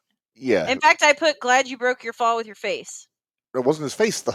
Oh, yeah, that's true. It's the top of his head. Although I will say I was getting really annoyed with them no-selling those Germans. Yeah. Especially the ones on the outside, because that was really obnoxious. Yeah, that's dumb. Tasha Steelz wins the prize for best sell for taking that lumbar check at the end. Yeah, but that pissed me off, too. Because she shouldn't have been out there at the end. Yes, she should have been disqualified. They had already thrown her out once. Yeah. She was ejected once. She came back with the chair. Right in front of the ref. With a chair. And the ref didn't do a damn thing. Mm-hmm. I'm sorry, but that kind of made the refs look like punks. Or made that ref look like a punk. That ref. Yeah. Oh, no, I'll get to another one here in a minute. All right. Okay, would you like to know how many? How many Lithgows did you give this one? Let's see. Well, first let me throw our referee police graphic. Yes. I love our new graphic. All right, so I gave this... Let me get my Lithgows in order here. You gotta get mine too. Get my sugars. I got you. I like the matchup. These guys work well together in general. Just a little too much fuckery for my taste. Okay. So for that reason, I'm going to give it 4 Lithgows. You may.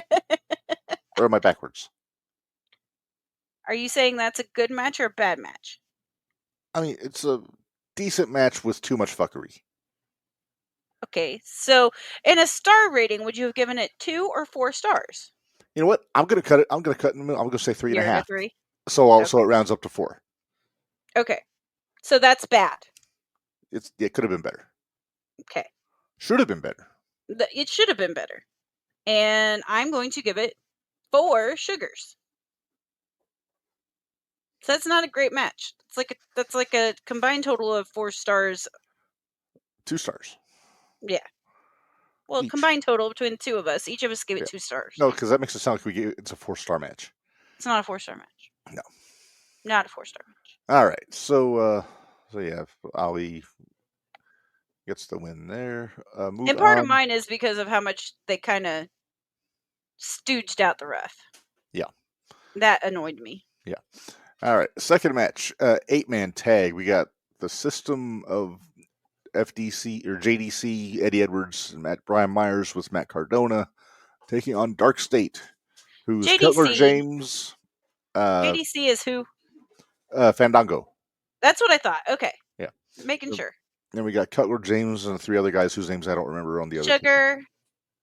Sugars it says on here. Sugars. Then Osiris, because his name was on his butt, so I remember that. And then the other guy. Yeah, I can't remember what the other one's name is. It's Dark State, though. It was the NXT versus TNA match. Yes. I made a point. I'm glad that they had this match for Dark State with these 4 guys in particular, because it's a really good learning opportunity. Oh, it says right here. Saquon Sugars, Deion Lennox, Cutler James, Osiris Griffin. Griffin. That's the one we forgot.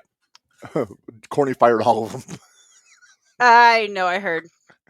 It was more for just unfamiliarity than anything. Right. But anyway. Yeah, there's nobody better they could have been in the ring with. No. You know how high I am on Eddie Edwards. Yes. He got the pin. Boston Knee Party. Yep. Which also one of my favorite names for a finish. Poor Sugars. What? Wasn't it Sugars that took the pin? Oh, I thought you said 4 Sugars. I'm like, no, I said poor Sugar. Yes, Sugars took the pin. He took the radio silence into the Boston Knee Party for the pin. Yes. I thought everybody did good in this match. They did. I gave it a 3-star match, or I gave it a 3. 3 Sugars. Yep. So right in the middle. It wasn't anything over the top fantastic. I'm going to give this 2.5. Okay. Which rounded up because I don't have half a Lithgow. It's just so I'll put 3 Lithgows.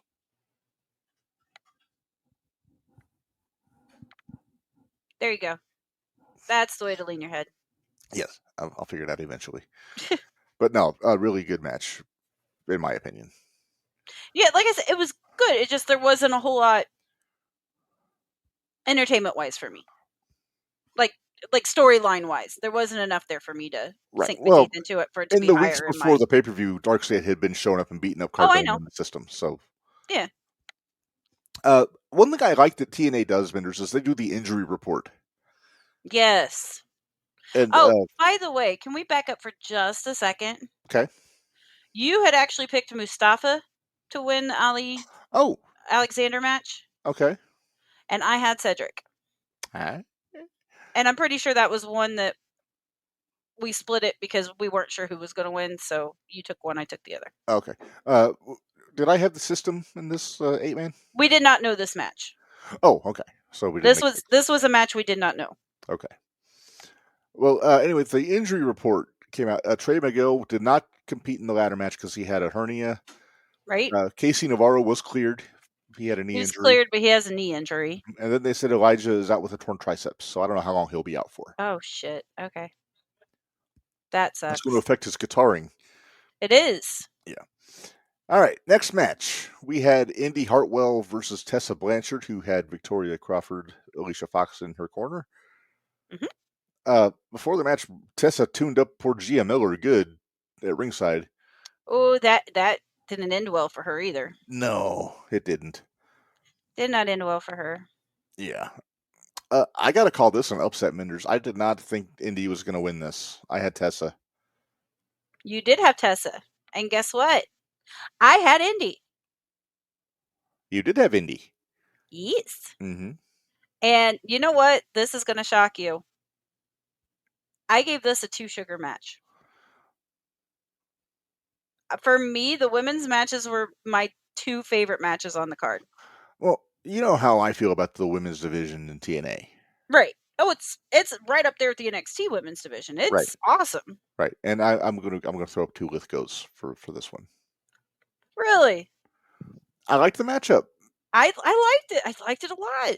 And I like the surprise. I like being wrong. I like being surprised. Right. It was after the match when Tessa beat up Gia, and then Santino had her removed. And she is now indefinitely suspended. Yes. Didn't she also beat up Indy too?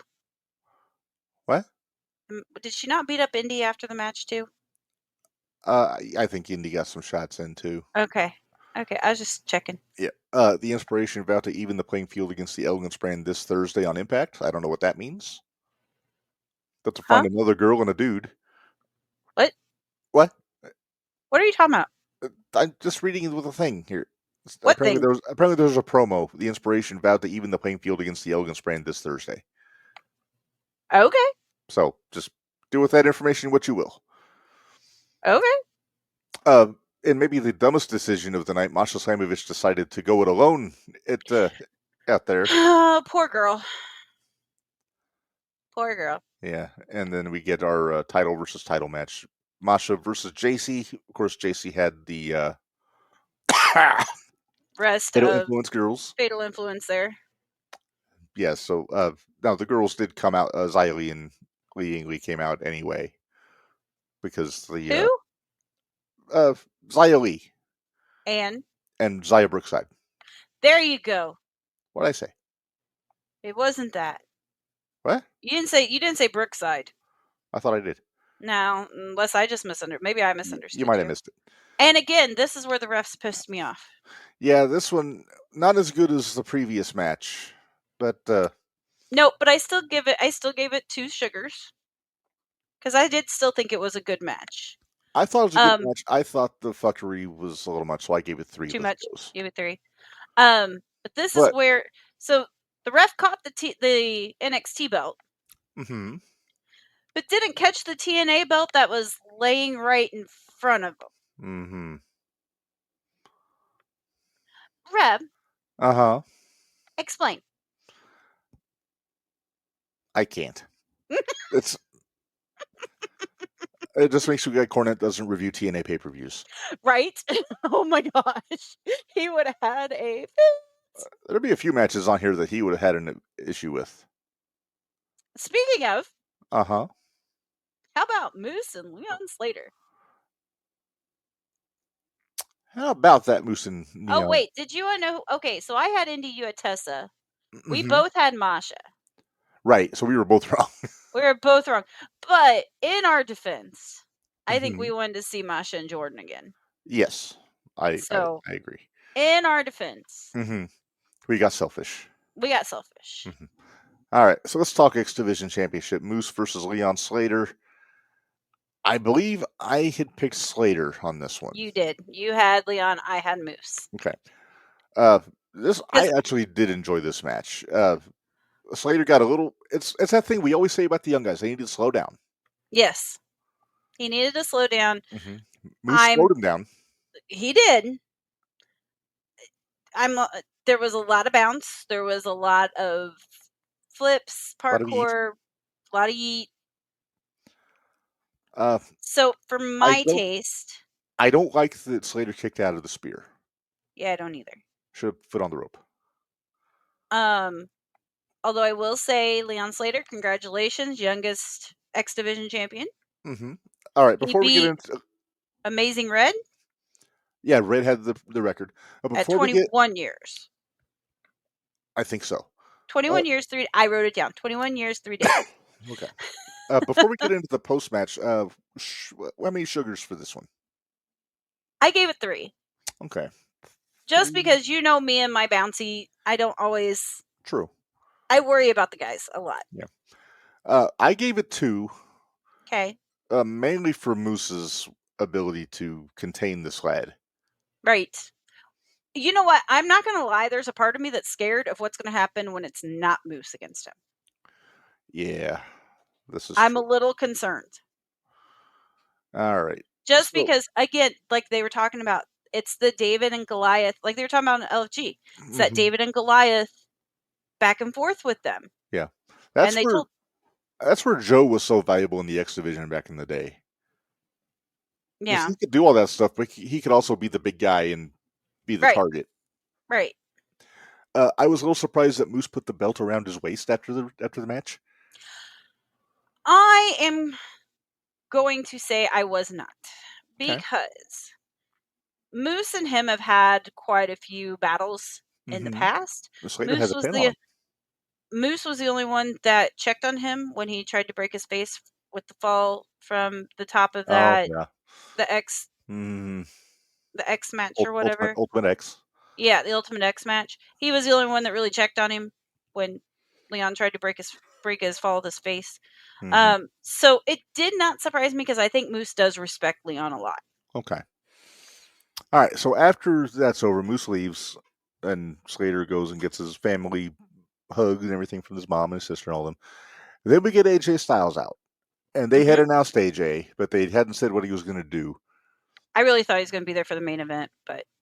Well, apparently the original plan for TNA, they wanted him to do something with Kazarian, but that wound up not going over with WWE. I guess they wanted to do something different.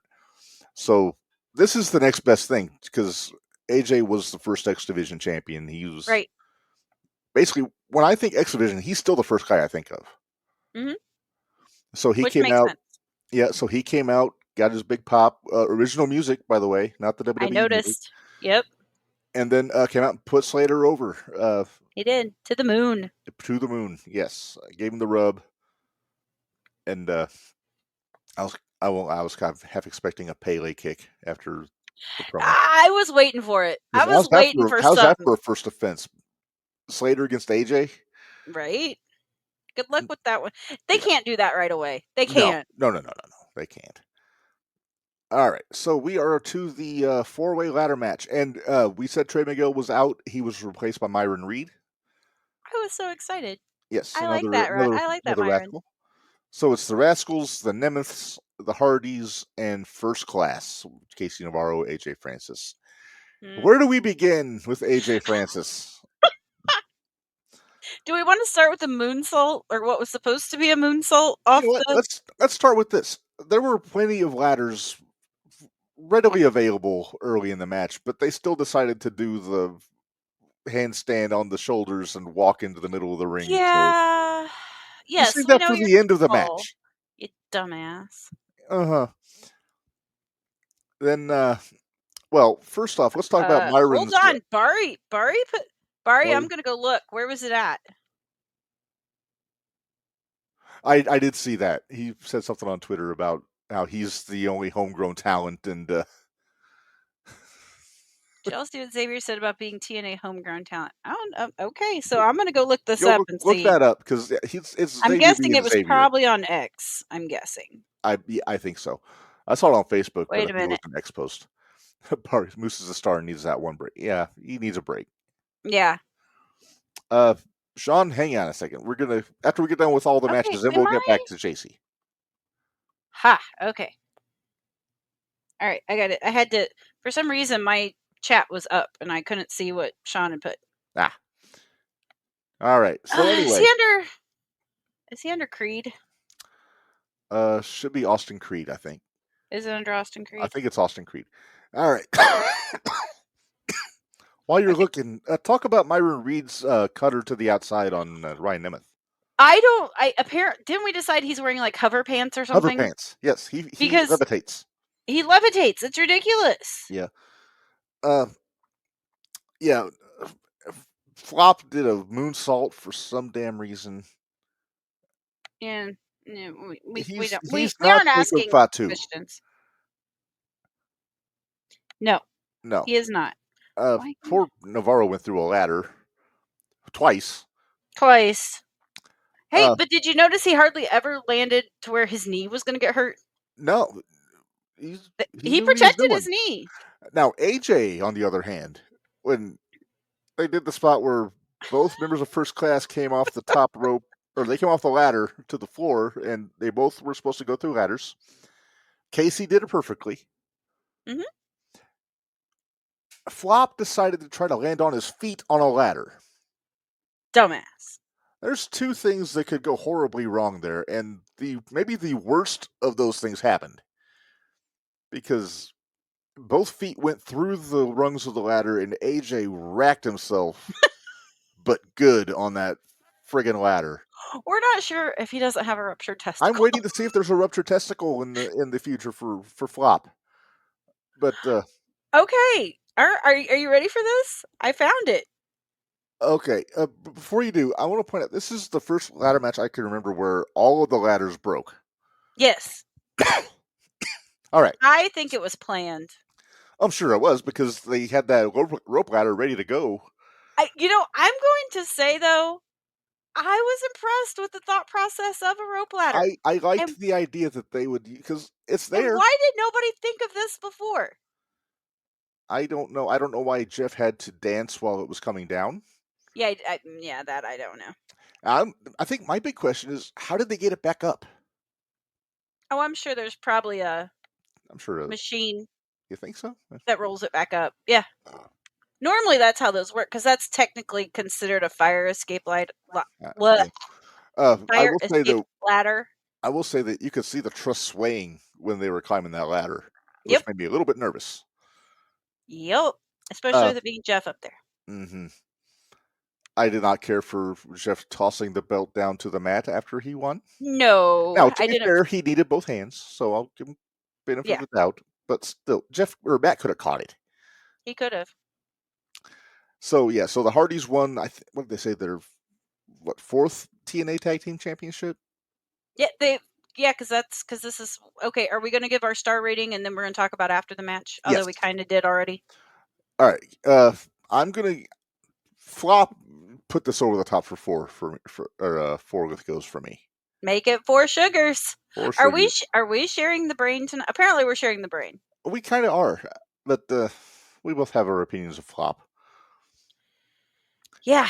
Of course, Jeff had to do a swanton on the ladders because why not? 3 of them. 3, yeah. Okay, so after the match, and we mentioned this in the headlines, but Bully Ray came out and cut a promo on the Hardys, almost trying to catch up to the Dudleys as far as championships goes. Yep. And I did like one thing he said. He said that everybody always debates who the greatest tag team in the world is, and you would think that he was going to say it was the Dudleys. He didn't, though. He said it was the Road Warriors. Yep. But he also clarified that as far as success goes, it would be the Dudleys and the Hardys. Yeah. Which is not Edge wrong. And Christian. And Edge and Christian. I Mostly mean, really, the Dudleys. When you have that discussion, I feel like all three of those teams have to be in that discussion. True, but the Dudleys, I think, are above and beyond because they have 20-something tag team championships. I understand that, but I still think that all three of those teams need to be mentioned. Well, sure, they're all synonymous with each other. Exactly. But Bubba laid down. Sorry. Go ahead. No, go ahead. I was gonna say Bubba laid down the challenge. It wasn't officially accepted yet, but he wanted one last time Hardy's and Team 3D at Bound for Glory. Did you notice there was one thing that kind of got brought to my attention a little bit? The crowd kept yelling for tables. Because there were chairs that were used. Obviously, there was ladders that were used. During the match. There was never once a table used. No tables. No tables. So I wonder if that was a little bit of a nod to that. Just hindsight's 20/20, obviously, but maybe if that was a little bit of a nod to them. So see Flop try to put his feet through a table. Oh, I'm sure he'll figure out a way to do it. Maybe we'll get lucky and the table will be. Remember how I always yell legs? Maybe we won't yell legs this time. No, let's be nice. We don't want the guy to get hurt. Being nice. We want the guy to go away. We don't want him to be hurt. We just want him to go away. Yeah. All right. Director of Authority. You want to hear this before we? Yeah. I'll just say between this match and the main event, Santino announced Tessa's suspension. So correct. Well, sorry, I kind of jumped the gun on that one, didn't I? All right. What did Xavier say? So it started out with AJ Styles. Saying, if I had the ability to go back in time, I told myself, you have no idea how far this ride's about to take you. All the ups, the downs, the doubts, they're going to shape you into one of the best in the world. Don't lose that chip on your shoulder, but learn when to let go of your pride. You're going to walk into places you never thought you'd belong way better than you could imagine. Stay humble, stay hungry, and trust God's timing. It's perfect, even when it doesn't feel like it. You're not just phenomenal, you're built for this. Okay. And Austin Creed responded with, just remember, I'm the first fully homegrown This Is TNA talent to find real long-term success in WWE. I washed the stink off and made it possible for the rest of you to come and experience WrestleMania. But per usual, when I do amazing things, don't nobody want to talk about that. And then there's this lovely little lady with her tea. Who? I don't know who it is. It's just a random gift, I think. Okay. But she's sipping her tea. Would I be wrong to assume that we might get Hardy's and New Day at some point? Hardy's and New Day? Why would we get Hardy's and New Day? Xavier talking shit about TNA. Hardy's defend it. No, I guess. New Day wants belts. They lost their world contendership. That's okay. All right. I'll give you that. Maybe throw in Waller and make it Hardy's and Leon against Waller and the New Day. Maybe not. Okay. Preferably not, I guess. My whole thing is this going to be the Hardys' last run? It seems like they were teasing retirement on Impact. They were. For the pay-per-view. Exactly. It seems like they're kind of on the back nine. Okay. So I don't know. I kind of thought they were on the back nine. Part of me thinks that they're going to get maybe they would win the NXT tag titles, which is possible. It's possible. I mean, Sean was asking if any TNA guys are going to win an NXT championship. It could be the Hardys winning the tag titles. You know what? We totally skipped over that other part. What? Where I put up my thought for who might win a TNA belt. Oh, yeah. Or the NXT or whatever. Mm-hmm. What is he talking about?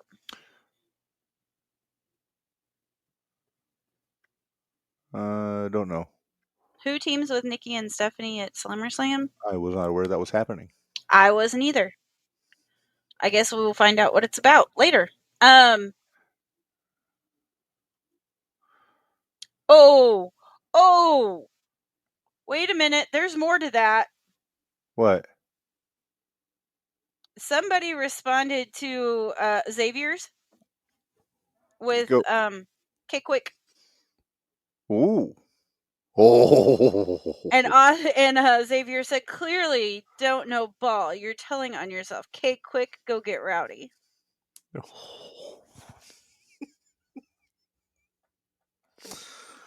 Oh, my goodness. I would have loved to see Truth show up at a Slammiversary. Right? All right. Wow. All right. Wow. So we got to talk main event, Minderz. World Championship. No, can I? Now that Moose doesn't have that title anymore. Mm-hmm. Or you want to wait? Can we talk? I want Javon Evans to go after Leon Slater. That's a bunch of bouncy boys. I'd be okay with it.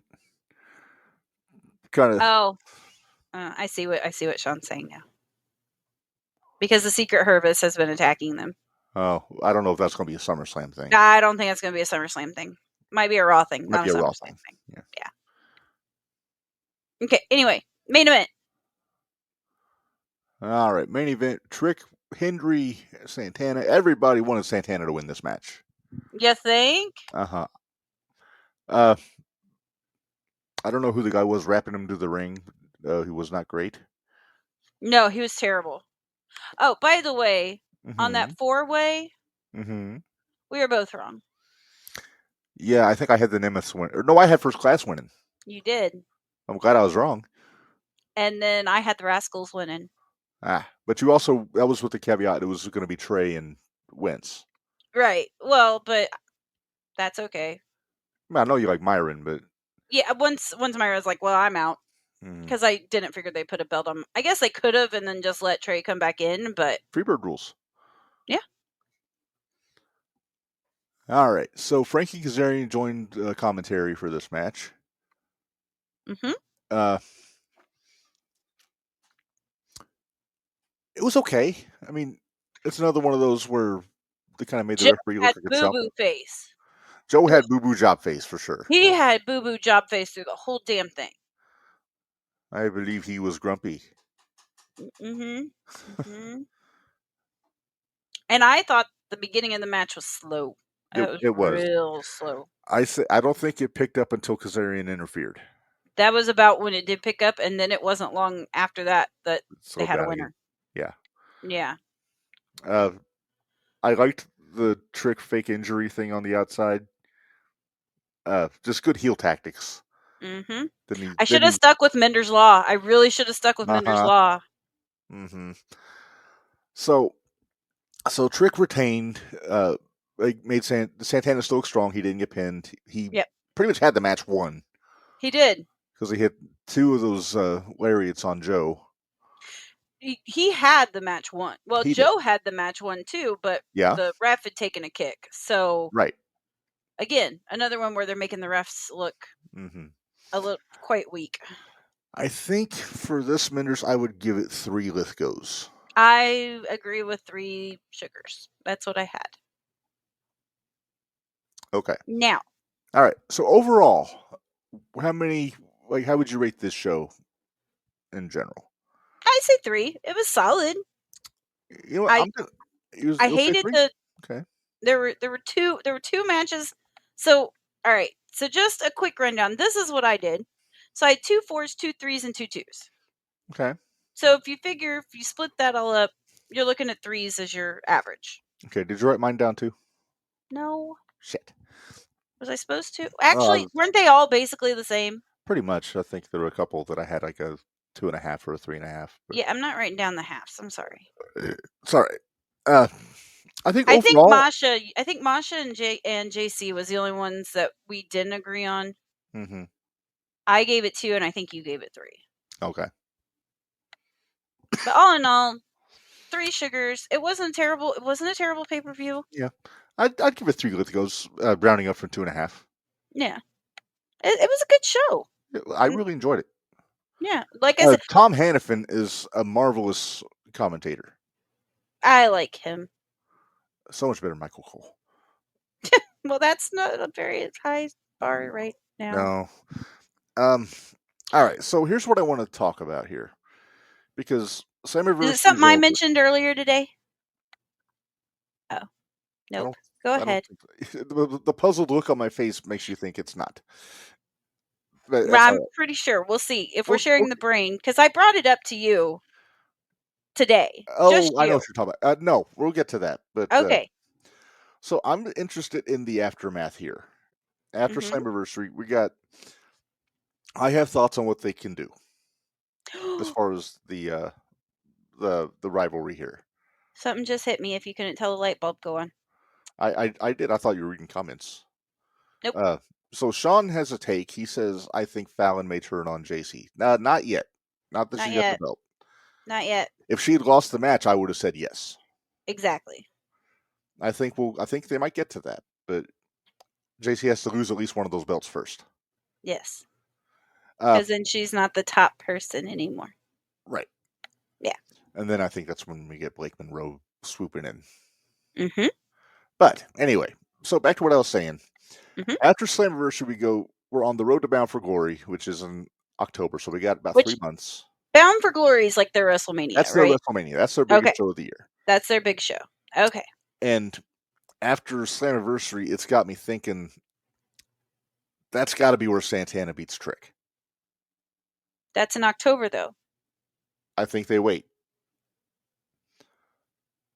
Because they have one more pay-per-view before that, I think, which is Victory Road, I want to say.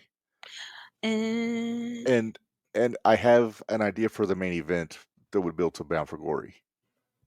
Okay. Mixed tag team. Masha and Santana against Trick and JC. Okay. They do mixed tags, right? They do. I mean, I think it's the women versus women, men versus men. I think so. But then you have Santana pin Moose Trick, and that opens up his title shot. Or you have Masha pin JC and get her title shot. Okay. I'm okay with that. Mm-hmm. So we have that. And I'm also thinking, what do they do on the NXT side? Because... Well, I figure Oba's going to be moving up pretty soon. Okay. Well, I'm not worried about Oba right now. I'm thinking... I'm going beyond Bound for Glory here. I'm going to Survivor Series. Okay. This is where we get our War Games for NXT. I think we get an NXT versus TNA War Games match. Yep. I think that's going to happen too. It's got to happen. Now, my question is, who's in it? What are our teams? Okay, so are we doing men versus men, women versus women, and how many are we doing? 5-on-5. 5-on-5. Okay. And both men and women. In the same match? No, 2 matches. Okay. Like they usually do. 2 matches. So, men's side on, I would probably go Trick. Mm-hmm. Unless he's defending, well, no, put Trick in. He's TNA champ. They can still have Oba defend the NXT title on the show. Or whoever the NXT champion is. If Trick still has it by that point. Trick may not have the TNA Trick may not have it. Point. But then Santana's on the other team. Right. He may have it. Right.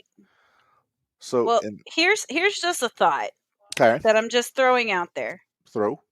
By this time, do we realize that Trick is the leader of Dark State? Dark State. Because there you got 5. In that case, you got 5. It's a strong 5. It is a strong 5. I mean, it's a green 5. It is a green 5. I mean, do you do Trick and Dark State against like Santana in the system? I mean, it's not a terrible idea. No, get Eddie Edwards in a cage, and he does the hardcore stuff. You got the cane, so Yeah. you got to have somebody jump off the cage, and that'd be Dango. Or Trick. No, Trick won't jump off the cage. He's too smart You for don't that. think so? No, heck no. Maybe we Maybe talk it would one of be those Sugar. green boys. I said, let's talk one of those green boys into doing something dumb. So there are options, and that So could there's change. that. That could change Or also, or it could be the Hardys in there. No, Jeff likes jumping off of shit. we're getting there, Sean. That's what we're discussing right now. We're going to get there. So, okay, so let's throw that out. Let's say it can't be the Green Boys. Okay. And if Then it wasn't the Green Boys, who are the 5 that you go with? I go For Trick. NXT. I would be very tempted to put Oba in there. Yeah, but can Trick and Oba get along? Would they get along in the name of NXT Harmony? There's your storyline. Exactly. There's Can your they storyline. coexist? Can they coexist? I'd throw Ricky Saints in there. What about Lexus? No. No. I don't think I'd go Lexus. Javon, definitely. Javon Evans. Oh, yeah, Bounty. There's your guy to jump off the top. There you go. That's the one we get to jump off top. All right, so Trick, Oba, Javon, Saints, and we need one more. Maybe Tony D. He's got experience in a War Games match. I don't think it would be Tony D. I think we can do better. What about Jasper Troy? Jasper Troy, I was thinking the same thing. But then you got him and Saints in there on the same team. Can they coexist? That's kind of that's the whole idea with the War Games, especially when it's this type of situation, when it's group versus group. Yeah. And let's take system out of like the full group, the system out. Suppose we get Santana, the Hardys, Edwards, and Myers. Can I argue that one? Please. So what if we did Santana, Hendry, Kaz? Oh, you got to throw Joe in there. Kazarian. You got it, because you got to have the can they coexist on the other side too. Oh, that's Santana and Hendry. Well, but they kind of coexisted at this three-way match. Because they both picked on Trick at one point or another. That's true.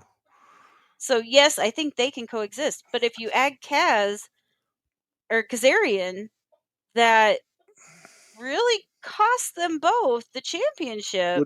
Would you throw Leon Slater in the cage? If you have Javon, yes. So we got 2 people that are jumping off the top of the cage. Maybe together. Maybe it would be like a Spanish Fly or something off the cage. Okay, stop it, Osprey and Fletcher. Stop it. But I think I keep coming back to the Hardys though. Like, no, I don't want the Hardys in a War Games match. It'd get ratings. No, it wouldn't. I don't think it would. You underestimate how fickle some fans can be. If there's somebody with a name, they would watch. But I think there's somewhere else. I think there could be a tag match that you can put the Hardys in that they don't need to be in the cage. Maybe that's where we get Hardys and New Day. There you go. Okay. So keep Slater, Hendry, Santana. Yeah, so Santana, Hendry, Slater, Kazarian. I'm still not sold on Kazarian. Why are you not sold on Kazarian? That's not his style. He's the slimy heel. I don't think he'd want to help out anybody.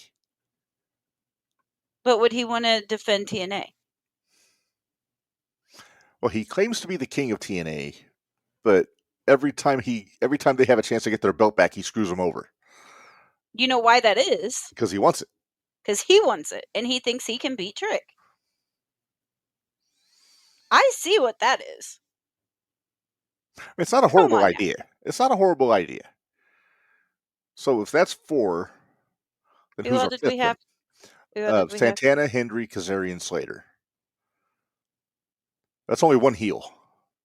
Do we do 4 faces in a heel? No, we need 2 heels. Okay. Do we do Nemeth? That was almost where I was thinking. Was Dolph. But I don't know if number 1, is he too big of a name? Nick?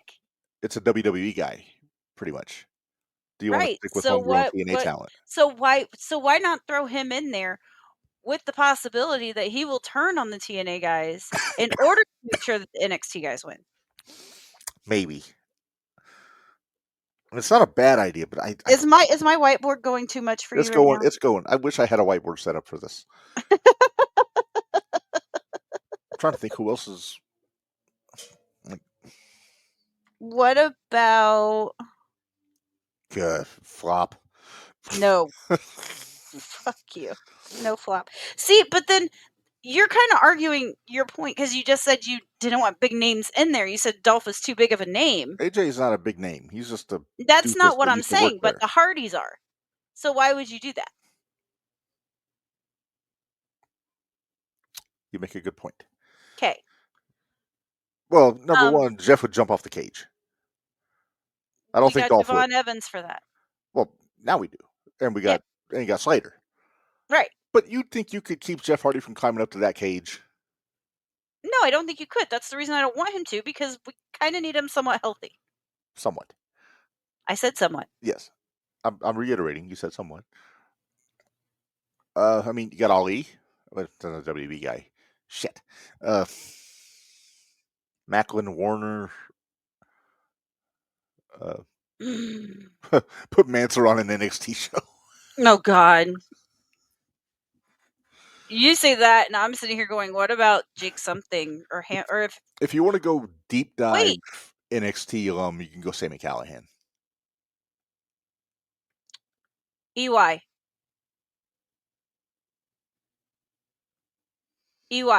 Maybe. He hasn't really factored into the story, though. He's been kind of doing his own thing with Hometown Man. See, this is where I miss Josh Alexander. Right? Oh, he'd be carrying the torch for TNA if he was there. How long is Moose taken off? They didn't say. If Oba's in there, Moose. That's what I'm saying. All right. If he's back from his little break. Right. All right. So theoretically, we got Trick. We got. Hold on. Let me write these down. Okay. So our ideal. Both of our hamsters are going. How did we get into this conversation? It's my fault. I take full blame for this. Yeah, I'm blaming you. So men's War Games. Mm-hmm. Okay, so men's War Games. We have TNA and NXT versus NXT. Mm-hmm. Okay, NXT. We got Trick. We got Trick. We got Javon. Yeah. Did we say Oba? We said Oba. Okay. We said Saints. And who do we say for our fifth one? We both. Jasper Troy. Okay. Throwing the young guy to throw people around. Yep. All right. TNA, you got Santana, Joe Hendry. I'll go slow. So Santana, Hendry. Slater.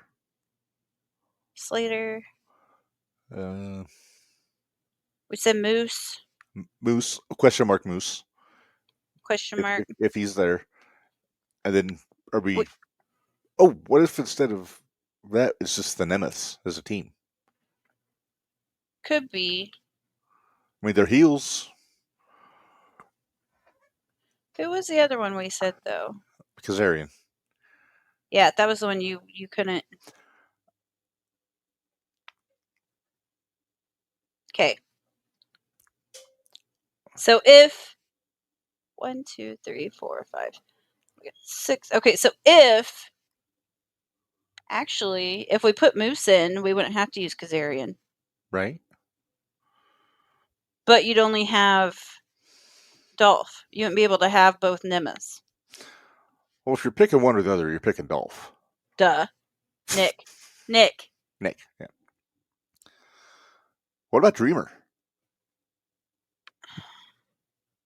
No. He wouldn't be jumping off anything. He's kind of the leader of the locker room. Ropes. He would get a fight with the ropes. But that'd be great.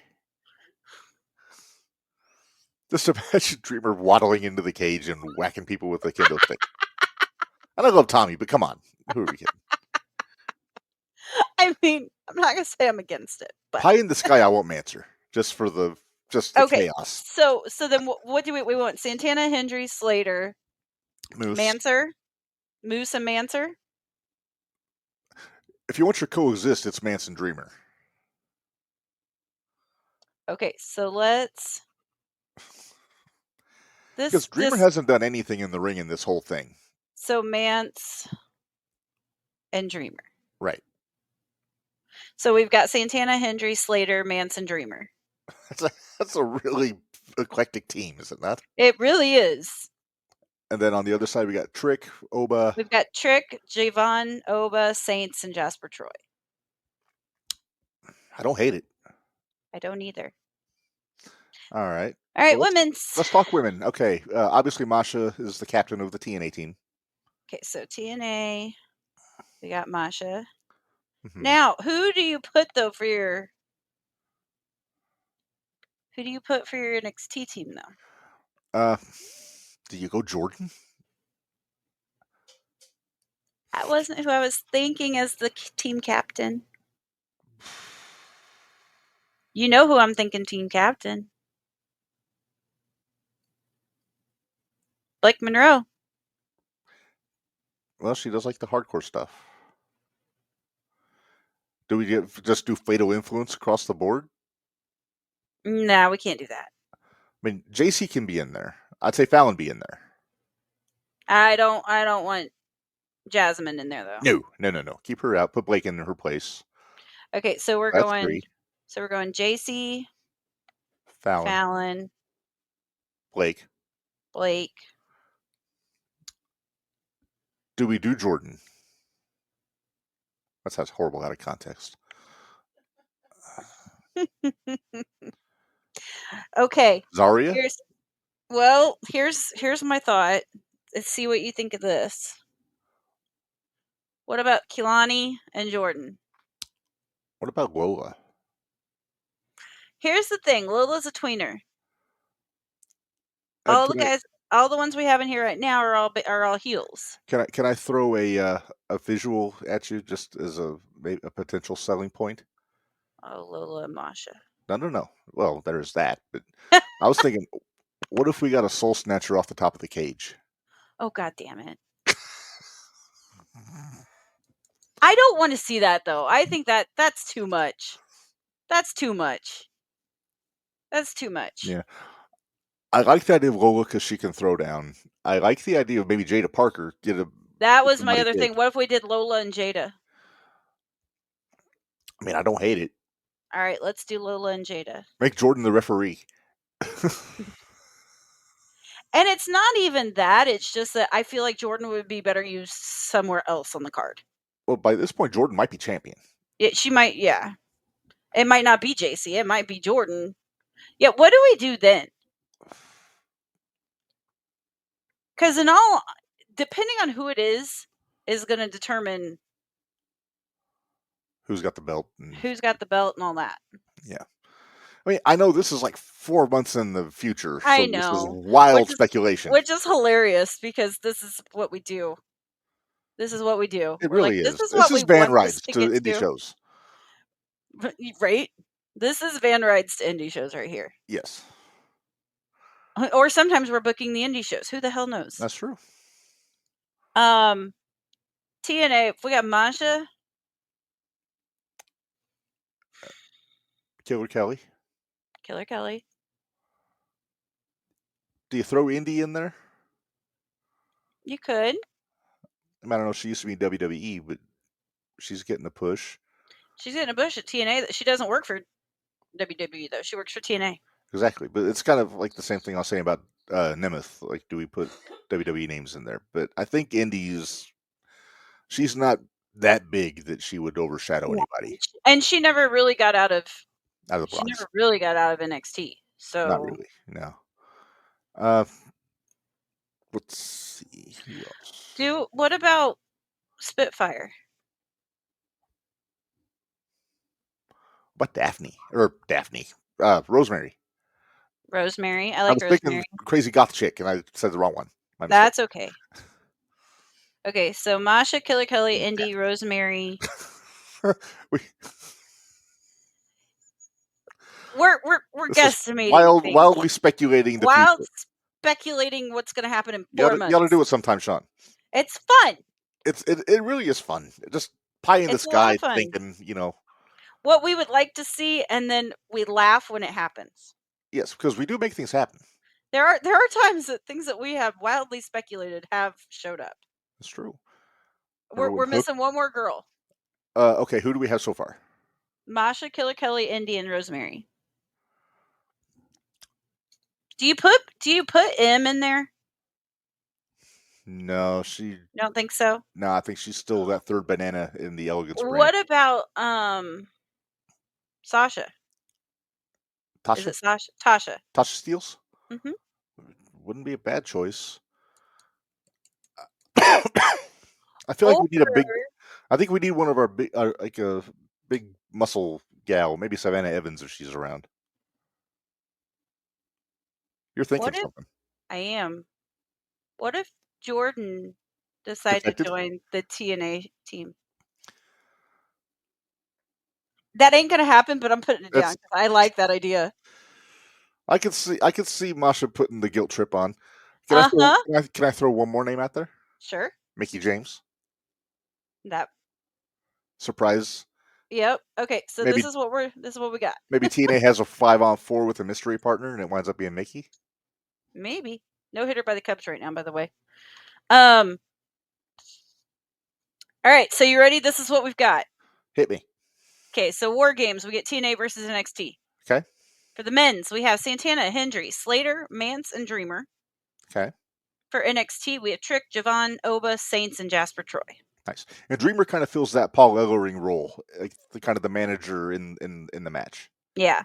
Then we have the women's War Games match, which for TNA is Masha, Killer Kelly, Indy, Hartwell, Rosemary, and then either Jordan or Mickie. Okay. And then NXT is JC, Fallon, Blake, Lola, and Jada. I like it. I really like that team. All right, now let's get on to something that everybody knows what we're talking about instead of us wildly speculating, because I feel like we've lost half of our group right now. Not really, but not our group. Our group would so be into this. This is what we do. So, but we have kind of meandered, and we've jumped the rail. I was worried it was going to be a short show. This made sure it is not. Yeah, that just sent us into, no, we got to figure this out. We got to figure it out now. Yeah, it's not like we have till November. Right. Leave it up to us. This is what we do. Your point that you were going to make, Minderz. My point is, am I the only person that feels like they're kind of making TNA look less of a group because WWE's, in my opinion, their third B-string people are beating their champs? No. Or am I the only person that kind of looks at it like that? Now you posed this question to me earlier today. Mm-hmm. And I was thinking about this, and I'm going to answer your question with a question. Okay. Who has made TNA look better, WWE or AEW? Well, duh, WWE. Okay, but I'm looking at it as Raw, SmackDown, NXT. I'm not looking at it as WWE, AEW, NXT. Is that what you mean? No. Okay. I mean the working relationship between NXT and TNA, or the working relationship between TNA and AEW. Which one has gone better? WWE's gotten so much better, in my opinion. It's definitely. Do you think? It's the AEW one was really one-sided. It was. AEW just took from TNA and didn't give anything back to them. Where I feel like WWE is giving back, like they are putting big names on their shows to help them build more. And it's not like you're looking at this the fact that they have both of their titles, but it took them almost a year to get that. That's true. That's true. Look at all the times that people challenged Masha on the pay-per-views and lost. Right. But most. And then there are times that they've been doing a pretty good job of protecting their own championships, and it feels like they're comfortable now pulling the trigger on trying the cross-promotional champion thing. And that's okay. Like I said, I was just, the way I was kind of looking at it, I kind of felt like, is WWE kind of poking the bear a little bit? I don't agree with it, but or are they I doing get it where you're for coming a from. storyline? Or are they doing it for a storyline? There's always got to be the underdog, and TNA is more believable as the underdog than NXT is. Because Very they've true. got the big TV deal and they've got the presentation and everything like that. That's very true. Very true. And Okay. not for nothing, Trick Williams is ready for the main roster whenever He they is. want him. Yeah, Trick is. So is Oba. There's a lot of them that are ready for the main roster. Yeah, There's but just there's not a just not a spot spot for for him. them. Exactly. Yeah, there's not a So I spot think for them right now. well, I think that kind of dilutes the developmental stigma on NXT because they've got plenty of talent that's ready. Oh yeah. So it's not like it's a bunch of green jabronis taking the championships off TNA. But at the same time, you don't have anybody in NXT that, like, they're ready, but they're not ready for the main event, which is where, like, they kind of need some help right now with Seth being out. Well, I don't think anybody from NXT is going to jump right to the main event. I mean, Braun. It didn't take Braun too long. It didn't take long, but it still took him a year and a half. What, a year? Year and a half? 2 years, I'd say. He had the IC run, then they put him with Heyman. Yeah. Gunther didn't take long. No. Well, Gunther, in my opinion, though, Gunther's been ready for 5 years. Gunther's been ready since he was running UK. NXT UK. Right. So, yeah, that's not even So yeah, I think you might be overthinking the NXT aspect of this as far as. Just making sure. I just want to make sure I wasn't looking at it but I just wanted to kind of put that little like thought process in there that it's not like they're all these guys are TV ready. They know what they're doing. Well, most of them. Shoot, you know who the one is that it's crazy that we put him in the match is Jasper Troy. Yeah. Because really, he's the greenest one of the bunch. But he's the damn, after that show he did against Javon, it's not taking him long. No. It's not taking him long at all. And yes, Sean, we know that they have to get their titles back. And that's going to happen. I think the only one I can see getting that women's title back is Masha in a rematch, and I think that'll happen in Bound for Glory. Can I throw another name out there? Unless I'm missing something, please, yeah. Can I throw Killer Kelly out there? They're going to have to reestablish her because she just came back. I know. But if she runs on both TNA and NXT, it won't take them long to reestablish her. True. And I honestly wonder if Masha doesn't want to break.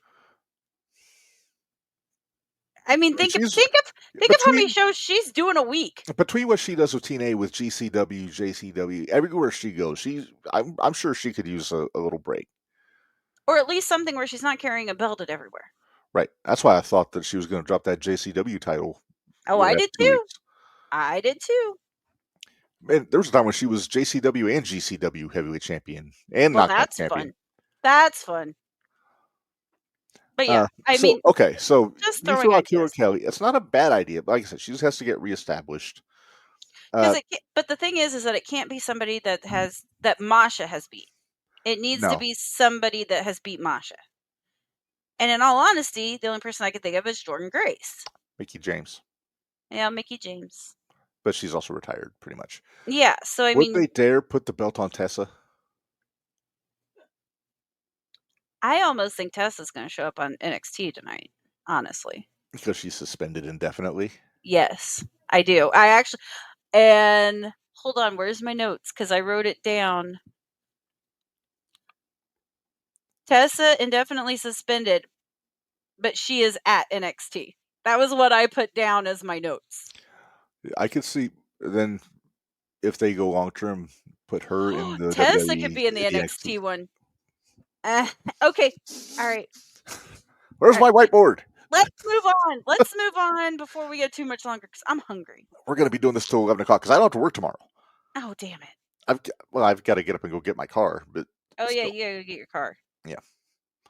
But I digress. Okay, so let's move on. We have one more order of business, and then we're going to call this because otherwise we're going to go all night, Minderz. Yep. So we're going to finally book the match that everyone's been itching for. Well, I don't know if everyone has been, but one of the people in this match has been itching for it for a while. Yes. All right, so let's throw to our video. Wait, hold on. What? Before you do that, we have to make sure we answer Sean's question, and I don't think we have yet. Okay. What's the question? Who beats JC for her titles? All right, let's start with NXT. NXT, I think it's going to be Blake. I think it will be Jordan. Jordan or Blake. Then drop it to Blake. Okay. And at the end of the day, it's going to be Blake Monroe, but I think Jordan wins it first. Okay. I think Blake wins. I think Blake enters the top prospect tournament, whatever they call it, because she's new. Yeah, that's true. And she gets her title shot, or Iron Survivor. Iron Survivor, yeah. I think Blake wins Iron Survivor, then she beats Jordan, who had just beaten JC. There you go. That works for me. Mm-hmm. And we did kind of already talk about who was going to take it off of JC for TNA. TNA. So. Yeah, it's So there you go, Sean. I think Masha, unless she takes a vacation. Yes. And I think Killer Kelly if Masha takes the vacation. If it's not Masha.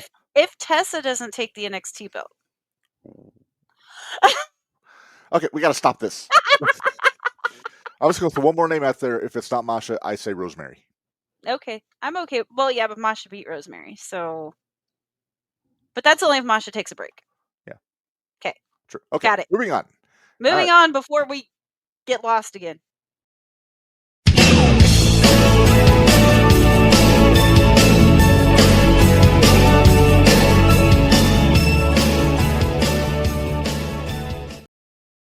All right. It is time for one of our favorites. Who's whooping who? Good old Bari. Look at that handsome devil. Head you bangy. Hoot Supreme. Head you bangy. Hoot Supreme. All right.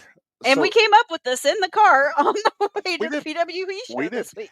Okay. So if you watch the AEW post shows after the pay-per-views. Yes. Somebody's name has been dropped. We know they're god-awful late. Don't hold that against us. It's a little late, but it's a build. It's a build. It's a real slow build. Minderz, this is our first ever women's match on Who's Whooping Who. It is. And I'm excited. Because of Bari. Hey! All right. So our matchup this week. Why do we have Truth in the corner? You know he likes to pop up everywhere.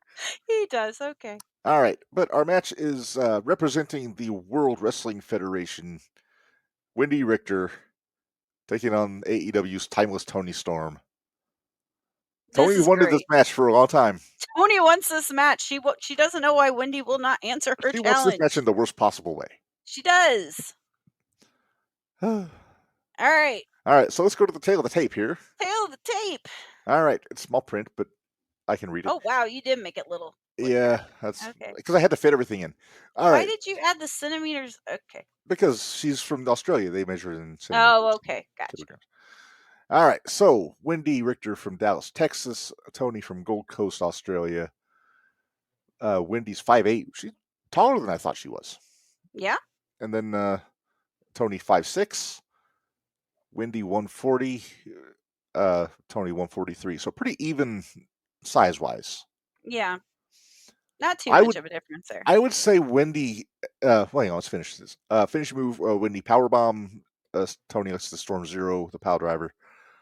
In championships, Toni is a UK and AEW Women's Champion. Wendy Richter, of course, WWF Women's World Ladies Champion. I think I give Toni. I give Wendy the edge in power because Wendy is a power lifter. Right. I think I give Toni the edge in technical wrestling. Yes. I would give Toni the edge in psychology. Yes. That's just kind of a given. Come on now. Uh-huh. Now, are we keeping Luther there with Toni? Or is Luther banned from... I think Luther is with Toni. Okay. And Cyndi Lauper and David Wolford with Wendy. Okay. So all seconds are there. Okay. Just also because I'd be curious what Cyndi would do with Luther. You're terrible. All right. Okay, so... See, this is the problem, though. And correct me if I'm wrong. But obviously, Wendy in her heyday did not have the same opportunities that Tony has now. Very different landscape. Very different landscape. Very different.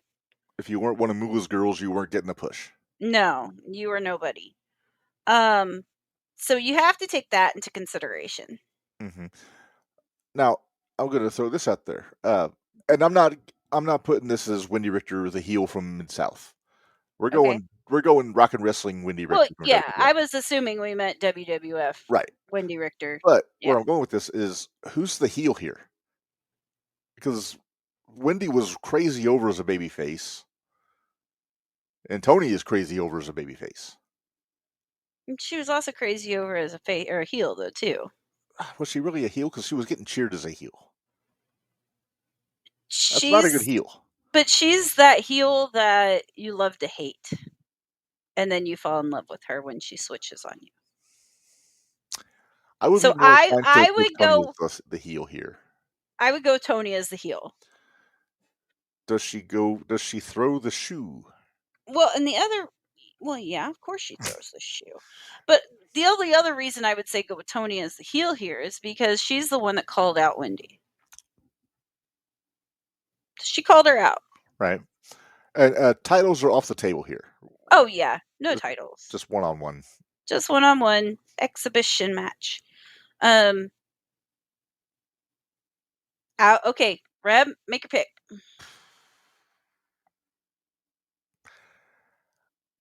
I think I would go Tony on this. I would like to see Tony's reaction. We shouldn't do these when we've been sharing the brain. I'm just saying. I want to see Tony's reaction if Wendy started doing the hair mares that they used to do in the 80s. Right? She rolls out Luther, has to recomb her hair. Right. Does Wendy powerbomb Luther at some point? Yes. She has to. She has to establish dominance, damn it. Does Tony interact with Cindy? Yes. There is no other way that can be done. That has to happen. I would laugh if... Would Cindy say she's so unusual? Well, I was thinking more if Toni Storm comes out, two girls just want to have fun. But... Tell me I'm wrong. How much fun would that be? That'd be interesting. But she doesn't change anything. She's no. Oh, no. What? Never mind. Oh, off camera. My brain popped back to the counter. Yeah, and then she comes out to the ring. Girls just want. Yeah. Yeah. Okay. Can I throw a twist in here? Sure. Instead of David Wolf, what if it's Captain Lou? I was just going to ask why you went with David Wolf and not Captain Lou. Well, David Wolf was Cindy's manager, so they were always. But well, I understand that, but it was Captain Lou and Cindy. Yeah, but Captain Lou never officially managed Wendy, but he managed Cindy. He managed Cindy. So I like the idea of Cindy. Captain Lou and Luther would be interesting. Would be hilarious. Slovenly Italian and a proper English gentleman's gentleman. Oh, that'd be fun. Yeah. All right. You're going with Tony. I'm going with Tony. Damn it. I think we need to find a way to make this happen on 2K. AJ?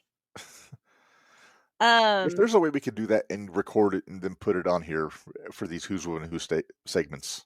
No kidding. Do we let the computer decide it, though? We have to. I would say yes. We would have to, because we can't pick who's going to win. No. I'll go with Wendy just to be different. Okay. And it'd be fun though. Imagine the post show. I think it would be so much fun if Wendy did beat Tony, just for the pure Tony in the media scrum afterwards. Right. That, and Wendy be like, you knew you didn't really want to call me out, or you didn't know what you were getting yourself into, or she kind of turned heel on her. You know what I mean? Yeah. That's just kind of where I was thinking with that. Okay. All right. You know what's funny, Minderz, is we had a Who's Whooping Who's set up for last month, but that was the week we weren't on. Right. So I still have that one in the can. So I already have next month ready to go. Next month is ready to go. Yes. I did like the fact that we were in the car and we both go, What if we went ahead and made that one happen? Yeah, because we kept trying to throw ideas out there. Nothing was really sticking. Nothing was sticking for us. And then we were like, wait a minute.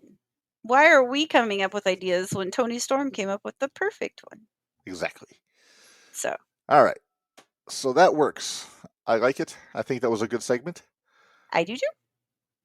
And I'm hungry. Me too. So what do you say we get out of here? Tomorrow we've got the Independent Wrestling Shootout. We're going to be joined by Bax from Pro Wrestling Epic, who has a little bit of explaining to do, Minderz. He does have some explaining to do.